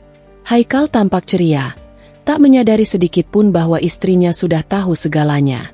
"Enam, malam ini aku mungkin pulang agak larut. Ada rapat mendadak sama klien." Viola mengangguk, pura-pura percaya. "Oh, baiklah, aku tunggu." Dalam hati, ia menertawakan kebohongan itu. Ia tahu benar Haikal tidak akan kerapat. Ia akan bertemu Monica atau orang-orang suruhannya. Dan itulah kesempatan terbaik untuk bergerak. Begitu Haikal pergi, Viola segera menghubungi Dina. "Din, malam ini aku butuh kamu temani. Kita ikuti Haikal. Aku yakin dia nggak benar-benar rapat." Dina agak ragu. "Enam, apa kamu yakin aman?" "Kita harus hati-hati. Aku sudah siapkan rencana. Aku nggak mau lagi jadi korban. Aku harus tahu apa langkah mereka berikutnya." Malam itu, Viola dan Dina sudah bersiap sejak sore. Mereka menggunakan mobil Dina agar tidak mudah dikenali. Dari kejauhan, mereka mengikuti mobil Haikal yang keluar dari parkiran kantor. Haikal mengemudi ke arah yang tidak biasa. Bukan ke rumah, bukan juga ke tempat pertemuan resmi. Ia berhenti di sebuah rumah makan kecil di pinggiran kota. Dari kejauhan, Viola melihat Haikal masuk ke dalam. Beberapa menit kemudian, Monica muncul. Ia duduk di meja yang sama dengan Haikal. Keduanya berbincang akrab, bahkan terlihat sesekali bergandengan tangan di bawah meja. Viola menahan napas. Dadanya perih melihat kenyataan itu, tapi ia fokus pada tujuan. Ia mengeluarkan kamera kecil yang sudah ia siapkan, merekam dari kejauhan. Tak lama setelah itu, seorang pria masuk. Wajahnya persis seperti di foto yang Dina kirim kemarin. Roni. Ia duduk bersama Haikal dan Monica. Lalu mereka bertiga berbicara serius. Viola menajamkan pandangan. Dari gestur tubuh mereka, jelas pembicaraan itu penting. Viola berhasil merekam semuanya. Ia tidak mendengar percakapan mereka, tapi bukti visual ini sudah cukup kuat. "Din, ini dia momen yang kita tunggu," bisik Viola. Dina mengangguk. Wajahnya tegang. "Ya ampun, Enam. Aku nggak nyangka Haikal bisa sejauh ini." Mereka bertiga di dalam rumah makan itu tampak semakin serius. Sesekali Roni mengeluarkan kertas kecil, menuliskan sesuatu lalu menunjukkannya kepada Haikal dan Monica. Haikal mengangguk-angguk. Monica tersenyum puas. Viola merasakan tubuhnya bergetar. "Din, aku harus tahu isi kertas itu." "Enam, jangan nekat masuk. Bahaya." "Aku nggak akan masuk. Tapi aku punya cara." Viola merogoh tasnya, mengeluarkan ponsel kedua yang sudah terhubung dengan aplikasi kamera jarak jauh. "Aku tinggal tunggu mereka keluar. Lalu kita bisa coba intip apa yang mereka buang." Dan benar saja. Setelah hampir 1 jam, Haikal, Monica, dan Roni keluar. Mereka terlihat sangat berhati-hati, memandang ke kanan dan kiri sebelum berpisah. Roni masuk ke mobilnya. Begitu juga Haikal dan Monica yang terlihat bersama. Viola menunggu sejenak sebelum turun. Ia berjalan cepat menuju meja yang tadi mereka duduki. Hatinya berdegup kencang. Di bawah meja, ia menemukan kertas kecil yang sudah diremas. Ia segera meraihnya, lalu kembali ke mobil Dina. Dengan tangan gemetar, ia membuka kertas itu. Tulisan tangan kasar tertulis, "Eksekusi hari Sabtu. Lokasi sesuai rencana awal. Target harus hilang tanpa jejak." Dunia seolah berhenti berputar bagi Viola. Kata-kata itu jelas sekali. Target yang dimaksud tidak lain adalah dirinya sendiri. "Ya Allah!" Suara Viola parau. Air matanya jatuh tanpa bisa ditahan. Dina menutup mulutnya.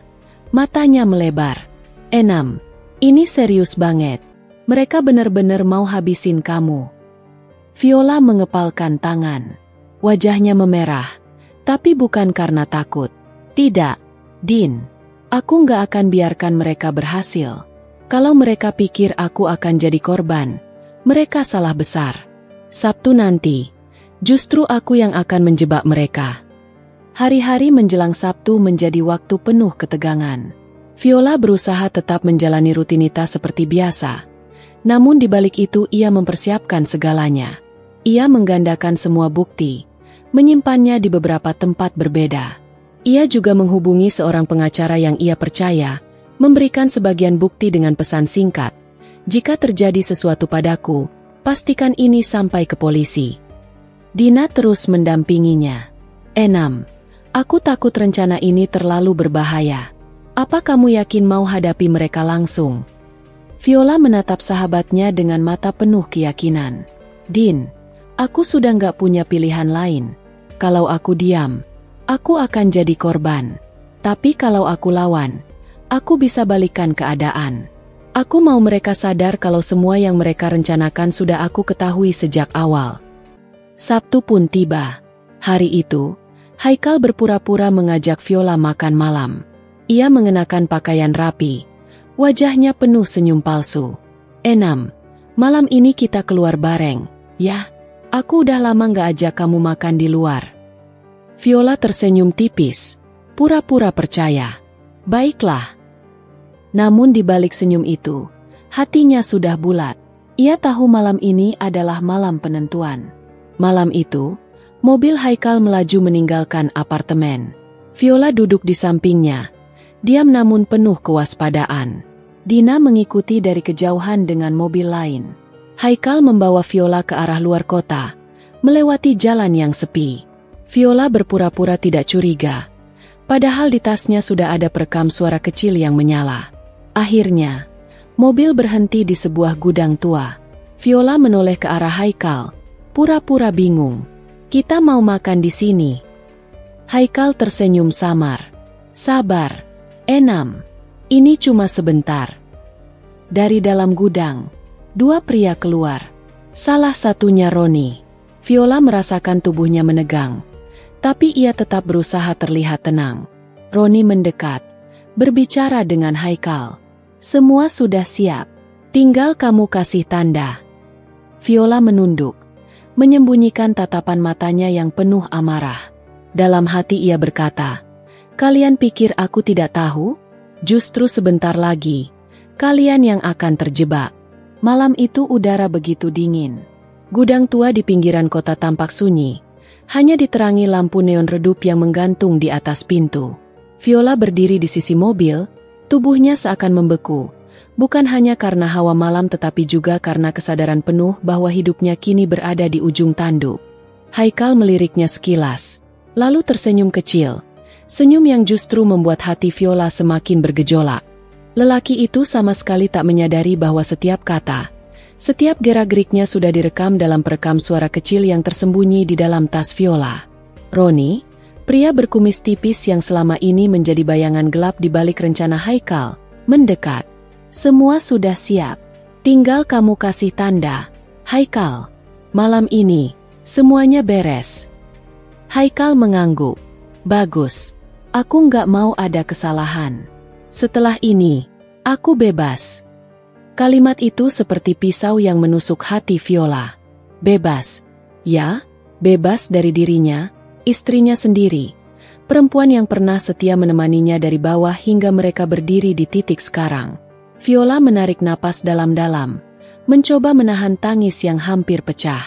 Namun di balik luka itu, ada kekuatan lain yang muncul. Ia tahu, malam ini bukan dirinya yang akan menjadi korban. Malam ini justru Haikal dan Monica yang akan masuk ke perangkap.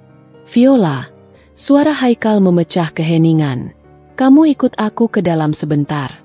Ada sesuatu yang mau aku tunjukkan. Viola menatap suaminya dengan mata sendu, pura-pura tak mengerti. Kenapa harus di sini, Kal? Bukankah kamu bilang kita mau makan malam? Haikal menepuk bahunya pelan. Sabar, sebentar saja. Roni memberi isyarat kepada 2 orang pria lain yang muncul dari dalam gudang. Mereka tampak garang, bertubuh besar, wajahnya penuh tato. Viola merasakan detak jantungnya semakin cepat. Ia tahu, Inilah orang-orang yang ditugaskan untuk menghilangkannya. Tapi ia tidak bergeming. Ia justru melangkah dengan tenang, mengikuti Haikal ke dalam gudang. Bagian dalam gudang dipenuhi bau apek dan debu. Di sudut, ada kursi tua dan meja reot dengan beberapa botol minuman keras.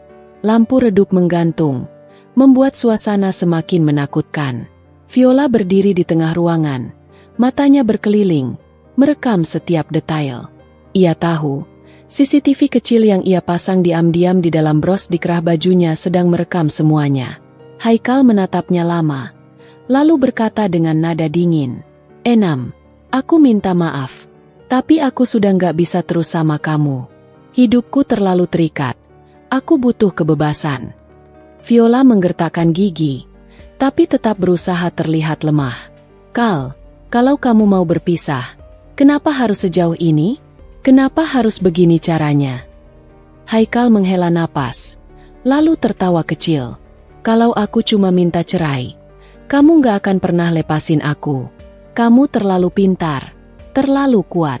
Kamu akan ambil semua hartaku. Jadi, satu-satunya cara adalah menghilangkanmu." Roni menyeringai, lalu memberi aba-aba pada kedua anak buahnya. Mereka mulai mendekat ke arah Viola. Saat itu, Viola merasa darahnya mendidih, tapi ia tetap bertahan. Ia tahu waktunya sebentar lagi tiba. Dari luar gudang, Dina bersembunyi di balik mobilnya, berusaha menahan gemetar. Ia memegang ponsel, merekam setiap detik dari jendela kecil di samping gudang. Ia tahu betapa berbahayanya situasi ini, tapi ia juga percaya pada sahabatnya. Di tangannya sudah siap nomor polisi yang bisa ia hubungi kapan saja. Viola sebelumnya sudah berpesan, "Tunggu tanda dariku. Kalau aku kasih kode, langsung telepon polisi." Roni menggerakkan dagunya. "Ayo, cepat lakukan. Kita nggak punya banyak waktu." Salah satu pria bertubuh besar meraih lengan Viola kasar, mencoba menyeretnya ke sudut ruangan. Viola meringis, pura-pura tak berdaya. "Lepaskan aku!" teriaknya. Suaranya terdengar putus asa. Haikal berdiri dengan tangan terlipat di dada. Wajahnya dingin tanpa belas kasihan. "Sudahlah, Enam. Semua ini demi masa depan kita.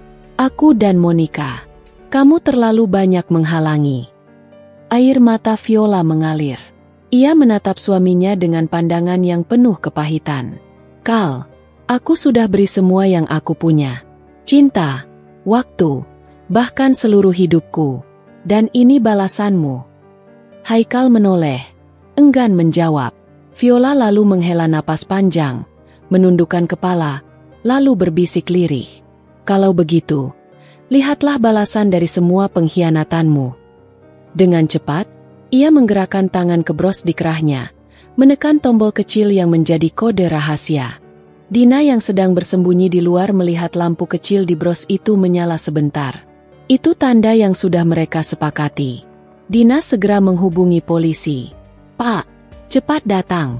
Ada upaya penculikan dan percobaan pembunuhan di gudang tua dekat Jalan Raya Timur. Cepat sebelum terlambat." Sementara itu di dalam gudang, Roni semakin mendekat. "Cepat selesaikan. Kita sudah terlalu lama."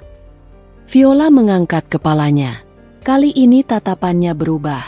Bukan lagi wanita lemah yang pasrah, melainkan mata tajam penuh perlawanan.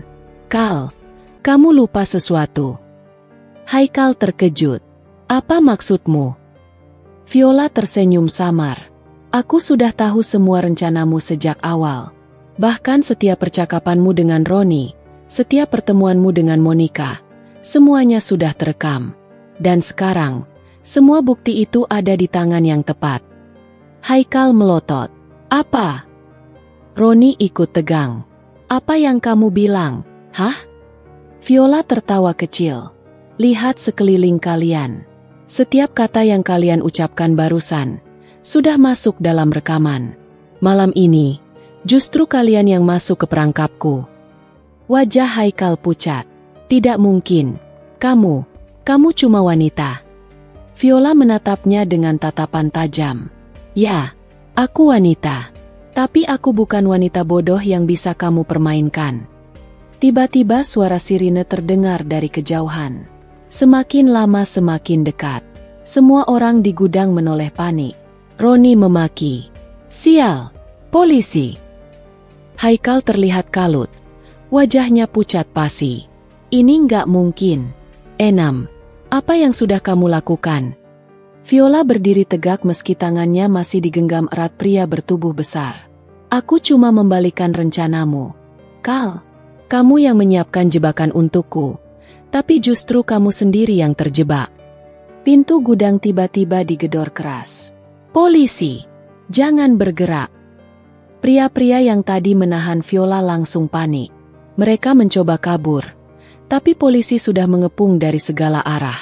Beberapa petugas masuk dengan senjata terangkat, meneriakkan perintah keras. Angkat tangan. Sekarang juga. Roni berusaha lari ke pintu belakang, tapi langsung ditangkap. Haikal terdiam di tempat. Wajahnya hancur. Ia melihat Viola menatapnya. Kali ini bukan dengan air mata, melainkan dengan kekuatan yang tidak pernah ia lihat sebelumnya. Viola berdiri tegak di tengah ruangan, lalu berkata lantang, "Tangkap mereka, Pak.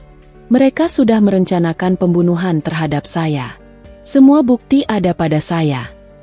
Polisi segera memborgol Roni dan anak buahnya. Haikal sempat berteriak, "Enam, jangan. Aku bisa jelaskan. Aku dipaksa."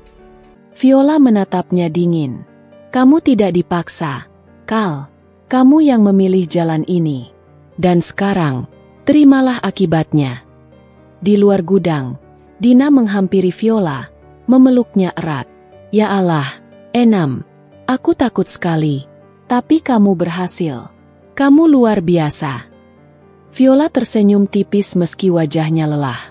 "Din, ini baru permulaan. Aku belum selesai. Haikal dan Monica harus membayar semua pengkhianatan mereka. Apa yang terjadi malam ini baru langkah pertama." Dina mengangguk. Matanya berkaca-kaca. "Aku akan tetap di sampingmu, Enam, sampai semuanya selesai." Viola menatap ke arah mobil polisi yang membawa Haikal dan Roni. Senyum getir menghiasi bibirnya. Malam ini ia selamat. Tapi perjuangannya belum berakhir. Masih ada Monica yang bebas berkeliaran. Dan masih ada luka batin yang harus ia sembuhkan. Namun satu hal yang pasti, ia tidak lagi menjadi korban. Ia kini menjadi pengendali cerita. Malam itu, Viola terjaga lebih lama dari biasanya. Hening yang menyelimuti rumah terasa berat, seolah ada sesuatu yang menekan dadanya. Di meja kerjanya, laptop masih terbuka dengan beberapa dokumen pekerjaan yang belum terselesaikan. Namun pikirannya tak lagi tertuju pada angka-angka atau laporan, melainkan pada kepingan puzzle besar yang perlahan mulai terbentuk dalam kepalanya. Ia mengingat kembali percakapan dengan Rani siang tadi di kantor. Teman dekatnya itu dengan nada serius memperingatkan tentang perubahan sikap Haikal yang semakin mencurigakan. Rani yang biasanya santai, kali ini benar-benar meyakinkan Viola agar berhati-hati. Kata-katanya terngiang-ngiang, seperti gema yang sulit dihilangkan. "Kalau aku jadi kamu, Enam, aku nggak akan diam aja." Sikap Haikal itu udah kebaca banget. Dia menyembunyikan sesuatu. "Kamu harus lebih waspada, apalagi kalau sampai melibatkan orang ketiga." Viola menutup wajahnya dengan kedua tangan. Hatinya remuk setiap kali kemungkinan itu muncul. Tapi semakin ia mencoba menolak, semakin jelas pula tanda-tanda yang tak bisa ia abaikan. Jadwal Haikal yang semakin tak menentu, alasan lembur yang sering terdengar dibuat-buat, hingga tatapan kosong yang kerap ia tangkap ketika suaminya pulang larut malam. Sambil menarik napas panjang, Viola berdiri dan melangkah ke arah jendela kamarnya.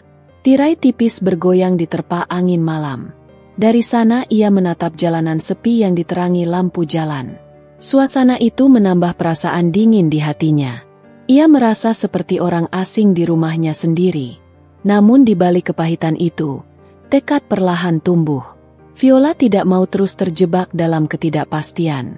Ia harus mencari kebenaran, meski pahit. Ia teringat CCTV yang sudah ia pasang secara diam-diam di beberapa sudut rumah. Mungkin, pikirnya, Inilah saat yang tepat untuk mulai memeriksa hasil rekaman lebih detail. Dengan langkah mantap, ia berjalan menuju ruang tamu. Di pojok dekat rak buku, tersembunyi perangkat kecil yang terhubung dengan kamera pengintai. Viola menyalakannya, lalu memeriksa rekaman beberapa minggu terakhir. Matanya tak lepas dari layar, sementara hatinya berdebar semakin cepat. Awalnya, ia hanya melihat rekaman biasa, dirinya yang menyiapkan sarapan, Haikal yang terburu-buru berangkat kerja, dan kesibukan rumah tangga sehari-hari. Namun semakin ia maju ke hari-hari belakangan, semakin sering ia menemukan celah waktu ketika Haikal pulang tanpa dirinya tahu. Kadang hanya sebentar, kadang cukup lama. Yang membuat napas Viola tercekat adalah ketika sosok lain muncul di rekaman. Monica. Wanita itu berdiri di ruang tamu dengan senyum tipis, berbicara akrab dengan Haikal. Viola merasa darahnya mendidih. Tangannya bergetar, hampir tak mampu menahan maus yang ia genggam. "Ya Allah," bisiknya lirih. Air mata jatuh tanpa bisa ditahan. Adegan demi adegan terputar, dan semuanya semakin menusuk hati. Haikal tampak begitu nyaman dengan Monica. Bahkan beberapa kali ia berani menyentuh tangannya. Bagi Viola, itu sudah cukup menjadi bukti. Pengkhianatan yang selama ini ia khawatirkan ternyata nyata adanya. Namun di balik keterkejutan dan sakit hati, ada rasa lain yang muncul, kemarahan bercampur keberanian. Ia menutup layar, menegakkan tubuh, lalu menatap bayangannya sendiri di kaca jendela ruang tamu. Wajahnya pucat, tapi sorot matanya penuh tekad. "Kalau itu jalan yang kalian pilih, aku akan tunjukkan kalau aku bukan perempuan lemah yang bisa dipermainkan." Malam itu, Viola tidak bisa tidur. Ia menuliskan rencana demi rencana dalam sebuah buku catatan. Ia tahu ia harus hati-hati. Segala langkah Haikal dan Monica harus ia awasi lebih dalam. Tidak boleh ada satupun detail yang terlewat. Keesokan harinya, Viola berusaha tetap terlihat normal. Ia menyiapkan sarapan seperti biasa, menyapa Haikal dengan senyum yang dipaksakan. Suaminya, tanpa menyadari apapun, membalas seadanya lalu bergegas pergi. Saat itulah Viola merasakan ironi paling tajam. Di depan matanya, seorang pengkhianat masih bisa berlagak tenang. Sepanjang hari, Viola menyibukkan diri dengan pekerjaan kantor. Namun pikirannya terus merancang langkah selanjutnya. Ia mulai memikirkan bagaimana cara mengumpulkan bukti lebih banyak. CCTV rumah hanyalah permulaan. Ia harus tahu di mana Haikal dan Monica sering bertemu di luar. Maka, sore itu, Viola menghubungi seorang kenalan lamanya yang bekerja sebagai penyelidik swasta. Namanya Bagas, pria parubaya yang sudah banyak membantunya dulu ketika ia masih menjadi jurnalis lapangan. Meski awalnya ragu, akhirnya Viola memberanikan diri menceritakan sebagian masalahnya.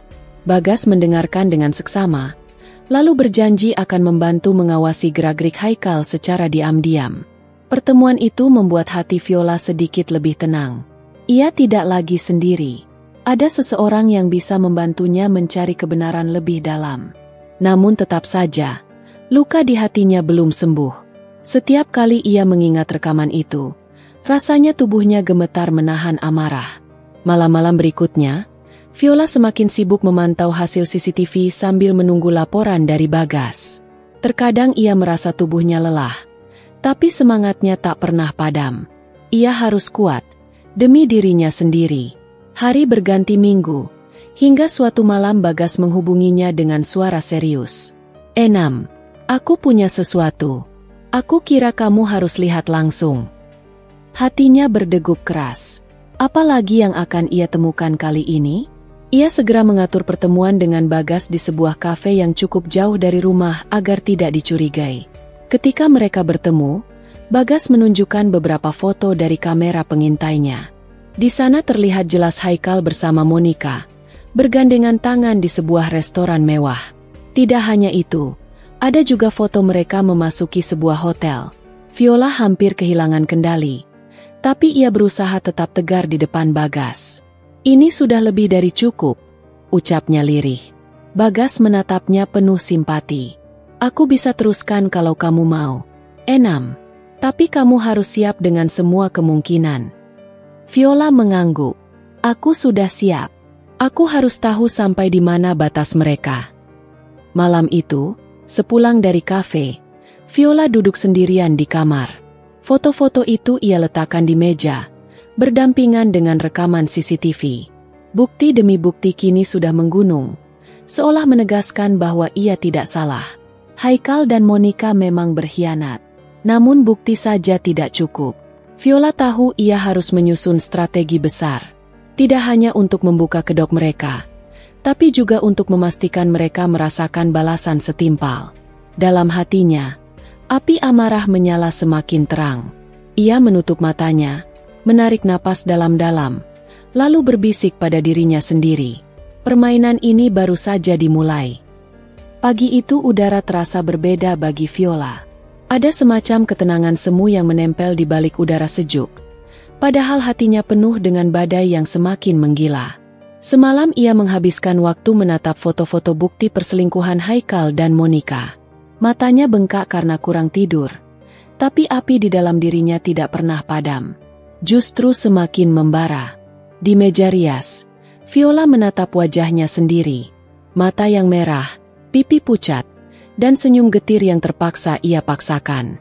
Ia tahu, jika ia ingin melangkah lebih jauh, ia harus menyembunyikan semua luka itu di balik wajah tegar. Tidak boleh ada sedikit pun kecurigaan dari Haikal. Ia mengambil jilbab berwarna biru muda, merapikan penampilan, lalu berjalan ke dapur untuk menyiapkan sarapan. Tangan-tangannya bekerja otomatis, memotong roti, merebus telur, dan membuat teh hangat. Sementara di dalam pikirannya, ia terus merancang strategi demi strategi. Tak lama kemudian, suara langkah Haikal terdengar dari arah kamar. Viola segera menata wajahnya agar terlihat biasa saja. Saat Haikal masuk ke dapur, pria itu tampak segar seperti biasanya, mengenakan kemeja putih rapi, parfum mahalnya menyebar ke seluruh ruangan. "Pagi," ucap Haikal singkat sambil mengambil roti. "Pagi," jawab Viola sambil tersenyum tipis. "Kamu hari ini sibuk?" "Seperti biasa. Ada meeting di luar kota. Mungkin pulang agak malam." Haikal mengucapkannya tanpa menatap langsung ke wajah istrinya. Viola menelan ludah, menahan amarah yang ingin meledak. "Hati-hati di jalan, ya." Haikal hanya mengangguk lalu bergegas pergi. Begitu pintu menutup, senyum Viola langsung hilang. Tangannya mengepal kuat, hingga buku-buku jarinya memutih. "Meeting di luar kota," gumamnya lirih. "Atau kencan dengan Monica." Hari itu, Viola tidak pergi ke kantor lebih awal. Ia memilih untuk duduk di ruang kerja rumahnya, menyalakan laptop, lalu membuka kembali rekaman CCTV yang semalam ia simpan. Ia memutarnya perlahan, memperhatikan setiap detail. Semakin lama, semakin banyak kejanggalan kecil yang ia temukan. Jam pulang Haikal, ekspresi wajahnya, bahkan pola pakaian yang dipakai saat ia memberi alasan lembur. Semua itu Viola catat dengan detail di buku kecilnya. Buku itu kini menjadi semacam catatan perang. Setiap kebohongan Haikal, setiap gerak-gerik Monica, semuanya ia tulis. Ia tahu, catatan ini kelak akan menjadi senjatanya. Siang hari, telepon Viola berdering. Itu Bagas, penyelidik swasta yang sudah ia percayakan untuk mengikuti Haikal. "Enam, aku punya kabar." Suara Bagas terdengar serius di seberang sana. Viola langsung berdiri, seakan tubuhnya disetrum listrik. "Apa, Mas Bagas?" Haikal tidak keluar kota seperti yang dia bilang. "Aku sudah ikuti sejak tadi pagi. Dia bertemu dengan seorang wanita di sebuah kafe mewah, dan sepertinya itu Monica." Hati Viola serasa dihantam palu godam. Meski ia sudah menduga, mendengarnya langsung membuat dadanya sesak. Ia menahan tangis, mencoba menjaga suara agar tetap stabil. "Kamu bisa kirimkan fotonya ke aku." "Sudah aku kirim. Cek pesan sekarang." Viola segera membuka pesan masuk di ponselnya. Benar saja, ada beberapa foto jelas. Haikal duduk di meja kafe bersama Monica. Wajah mereka begitu dekat, senyum keduanya begitu lepas. Bahkan ada foto ketika tangan Haikal menyentuh tangan Monica di atas meja. Air mata Viola jatuh lagi, tapi kali ini bersama dengan tawa getir. Bagus sekali. Semakin jelas permainan kalian. 6. Kalau kamu mau aku bisa terus ikuti sampai sore. Siapa tahu mereka bergerak ke tempat lain. Lanjutkan. Aku butuh semua bukti. Jawab Viola mantap. Sore itu, laporan tambahan dari Bagas kembali masuk. Haikal dan Monica ternyata tidak hanya makan siang bersama. Mereka berdua kemudian pergi ke sebuah butik terkenal. Terlihat sedang berbelanja. Monica mencoba beberapa pakaian, sementara Haikal dengan santai memilihkan. Bagas berhasil menangkap foto ketika Haikal membayar belanjaan dengan kartu kreditnya. Melihat itu, Viola semakin muak. Di satu sisi, ia merasa hancur. Namun di sisi lain, amarah yang semakin menumpuk justru membuatnya semakin kuat. Ia sadar, ia sudah tidak bisa mundur lagi. Malamnya, ketika Haikal pulang, Viola sudah siap dengan wajah tenang. Ia menyambut suaminya seperti biasa, menanyakan kabar, bahkan menyiapkan makan malam dengan penuh perhatian. Haikal tampak sama sekali tidak curiga. Capek? Tanya Viola lembut sambil menuangkan sup ke mangkuk Haikal. Lumayan. Meetingnya panjang sekali, jawab Haikal sambil menyeruput sup itu. Viola tersenyum tipis. Dalam hati, ia berkata, meeting panjang? Atau belanja panjang bersama Monica? Di meja makan itu, Viola merasa dirinya sedang berhadapan dengan seorang aktor ulung. Haikal memerankan peran suami setia dengan baik, tapi Viola kini tahu kenyataannya jauh berbeda.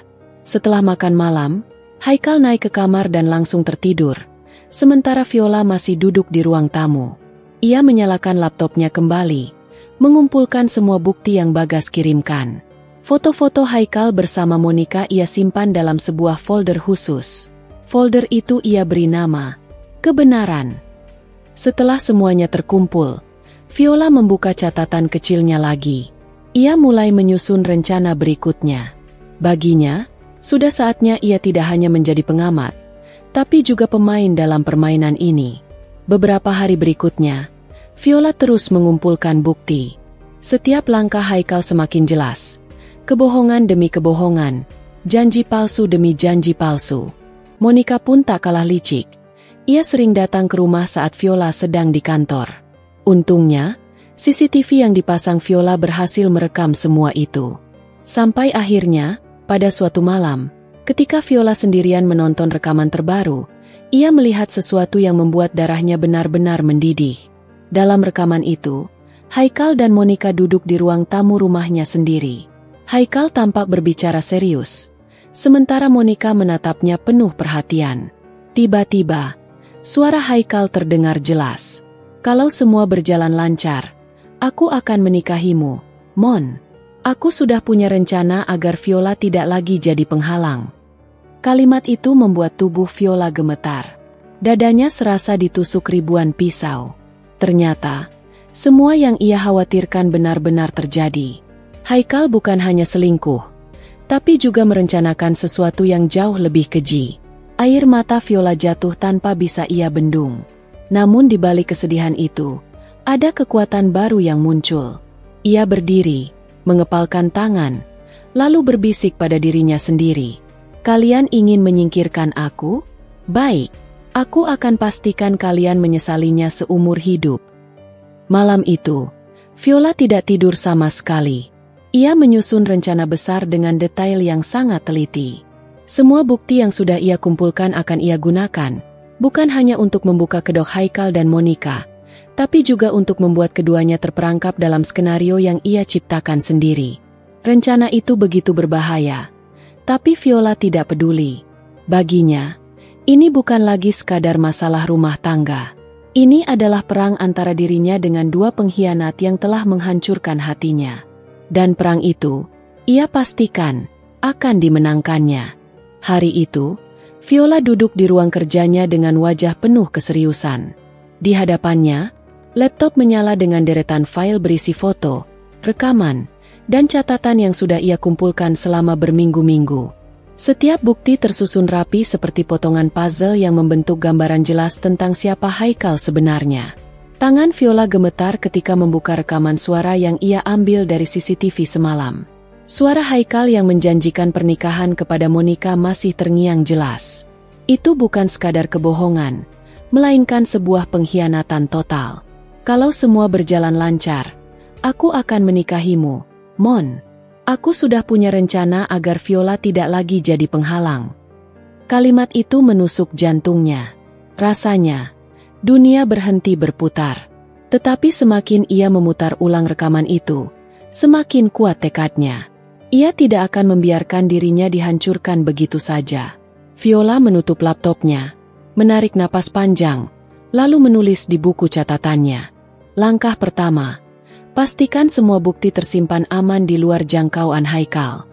Ia langsung memindahkan semua file dari laptop ke dalam flash disk dan juga mengunggahnya ke cloud dengan password yang hanya ia ketahui. Tidak cukup sampai di situ, ia juga menyerahkan satu salinan flash disk kepada Bagas, penyelidik swasta yang ia percayai. Mas, ini tolong simpan. Jangan dibuka, kecuali aku bilang waktunya sudah tepat. Ujar Viola serius ketika bertemu Bagas di sebuah kafe sore itu. Bagas mengangguk. Tenang, Enam. Semua aman. Kamu yakin mau lanjut dengan rencana ini? Viola menatap Bagas dengan mata yang penuh luka namun tegas. Aku tidak punya pilihan lain. Mereka sudah terlalu jauh. Kalau aku diam, hidupku akan benar-benar hancur. Bagas menarik napas, seolah memahami. Baiklah, aku akan selalu siap membantu. Setelah urusan itu selesai, Viola kembali ke rumah dengan hati yang sedikit lega. Namun ia tahu, ini baru awal. Masih banyak langkah yang harus ia ambil. Malam itu, Haikal pulang lebih larut dari biasanya. Aroma parfum asing menempel di bajunya. Viola menyambut dengan wajah datar, tidak lagi dengan senyum palsu. Kamu dari mana? Tanya Viola tenang, tapi suaranya mengandung sesuatu yang menusuk. Meeting. Kenapa? Haikal menjawab cepat. Terlalu cepat. Viola hanya mengangguk, lalu melanjutkan aktivitasnya tanpa berkata banyak. Dalam hati ia mencatat, kebohongan lagi. Hari-hari berikutnya, Viola memainkan perannya dengan sempurna. Di depan Haikal, ia tetap menjadi istri yang baik, tidak pernah menunjukkan kecurigaan. Namun di balik itu, ia semakin giat mengumpulkan informasi. Dengan bantuan Bagas, setiap gerak-gerik Haikal dan Monica terekam jelas. Hingga suatu hari, Viola memutuskan untuk menjalankan bagian penting dari rencananya. Ia mengatur sebuah pertemuan bisnis palsu, berpura-pura mendapat tawaran proyek dari sebuah perusahaan asing.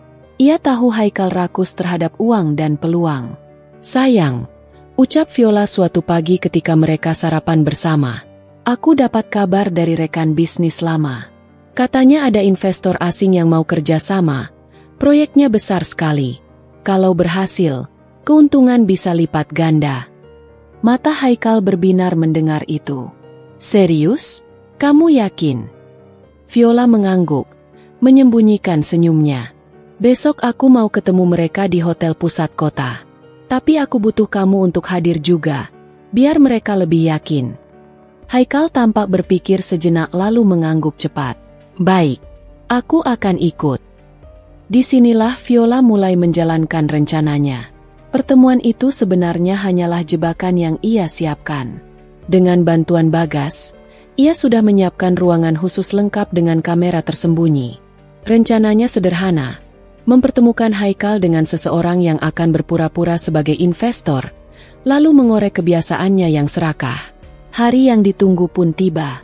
Viola dan Haikal datang bersama ke hotel. Haikal mengenakan jas rapi, terlihat percaya diri. Mereka disambut oleh seseorang yang memperkenalkan diri sebagai Mr. David.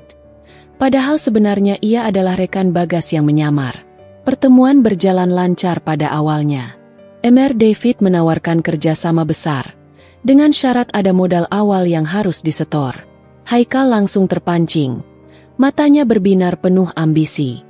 Viola hanya duduk diam, berpura-pura tidak terlalu paham soal detail bisnis itu.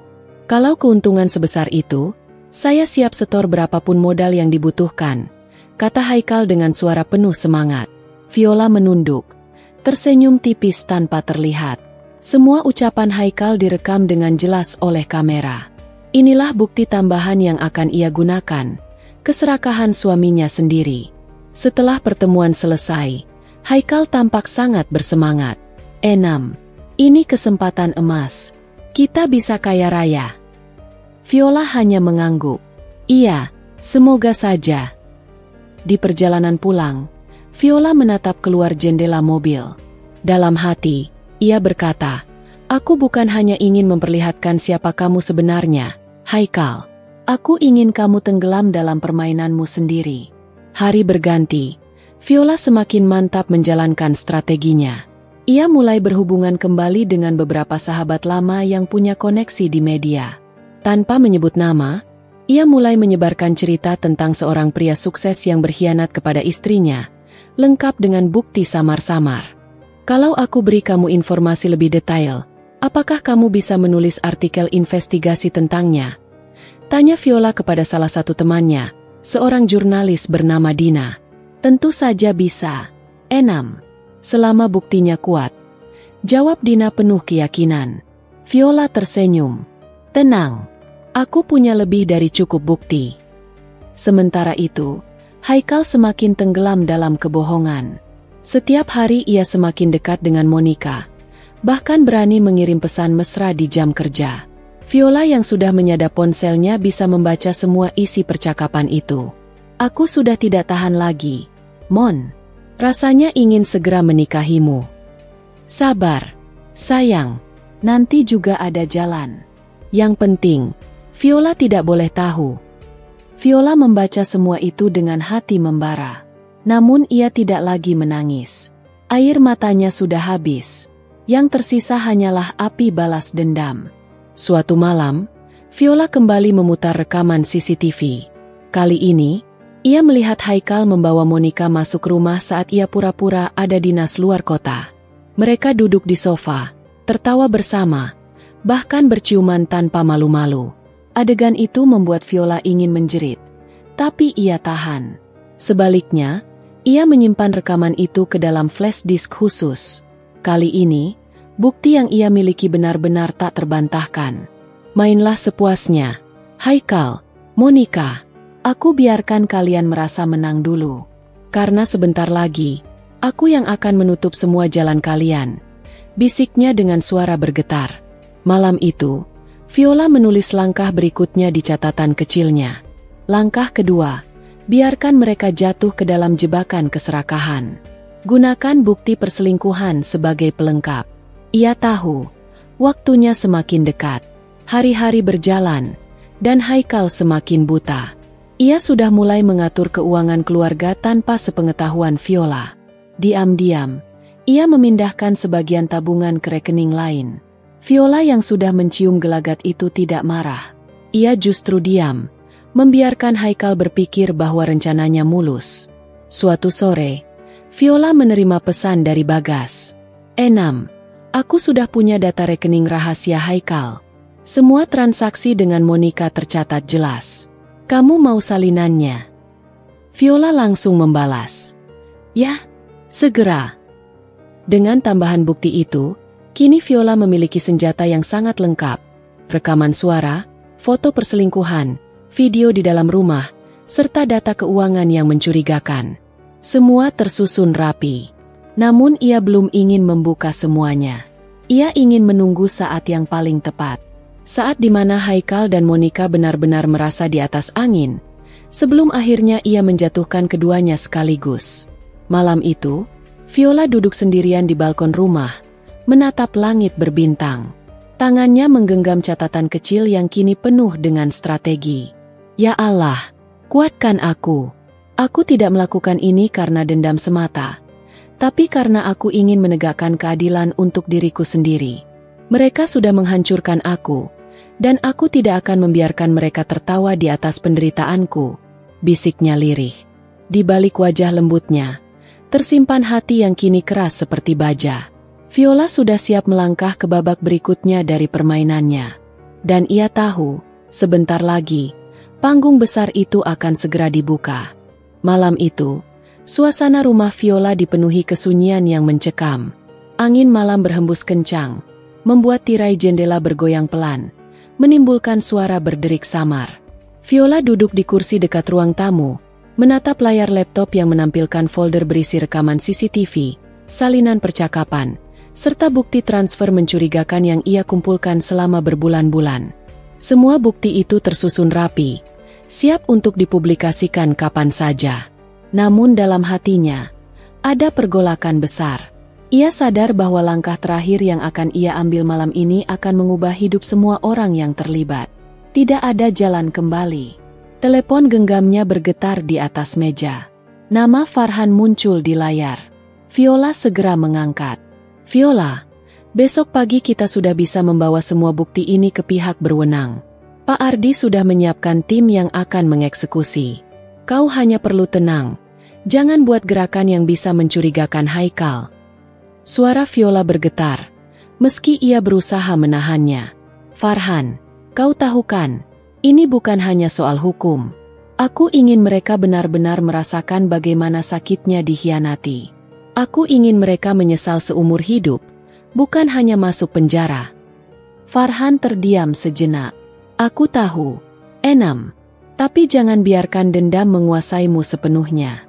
Ingat, kau harus tetap berdiri kuat setelah semua ini berakhir."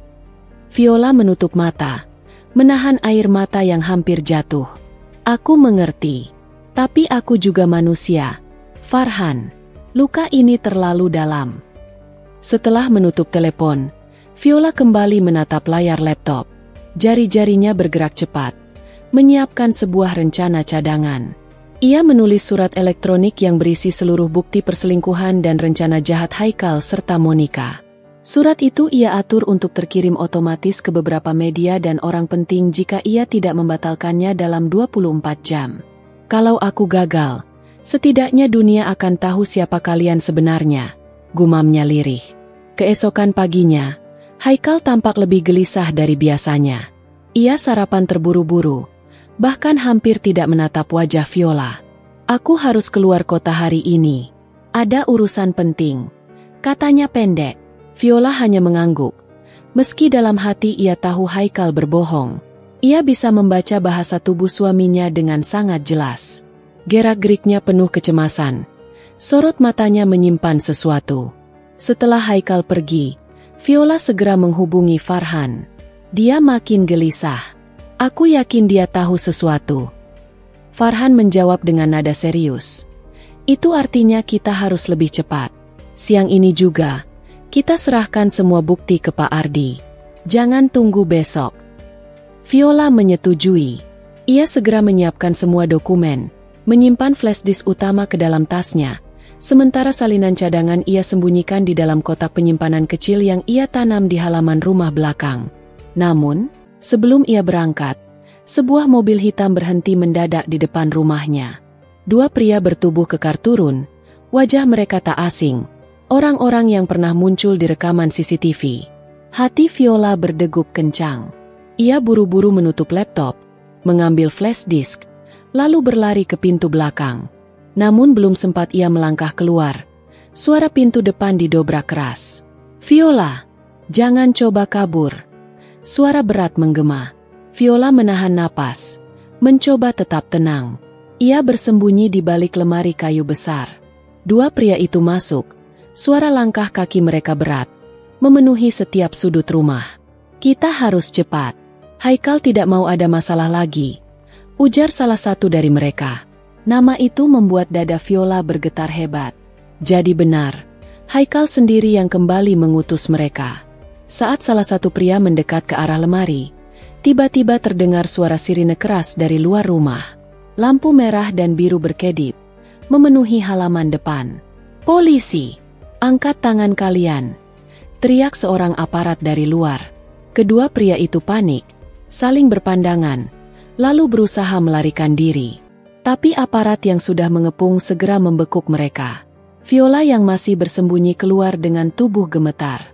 Pak Ardi masuk ke dalam, menatap Viola dengan sorot mata tegas namun penuh pengertian. "Anda tidak apa-apa, Bu Viola?" Viola mengangguk. Air mata mulai jatuh di pipinya. "Saya baik-baik saja. Terima kasih, Pak." Sementara itu, Di sebuah hotel mewah di pusat kota, Haikal duduk bersama Monica. Wajah mereka pucat, gelisah. Aku mendapat kabar dari orang-orangku. Mereka gagal. Polisi datang sebelum semuanya selesai, ujar Haikal dengan suara bergetar. Monica menatapnya tajam. Apa maksudmu gagal? Kau sudah menghabiskan banyak uang untuk ini. Haikal, kalau mereka bicara, kita habis. Haikal menutup wajahnya dengan kedua tangan. Aku tidak tahu siapa yang membocorkannya. Tapi aku yakin Viola yang mengatur semua ini. Dia lebih pintar daripada yang kita kira. Monica menggertakkan giginya. Jangan bilang kau mulai takut. Haikal, ingat, kita sudah terlalu jauh. Kalau kau mundur sekarang, semua akan berantakan. Haikal berdiri, menatap Monica dengan wajah penuh kepanikan. Kau tidak mengerti, Monica. Polisi sekarang punya bukti. Kalau mereka menemukan semua transaksi, aku bisa kehilangan semuanya. Bukan hanya kebebasan, tapi juga hartaku.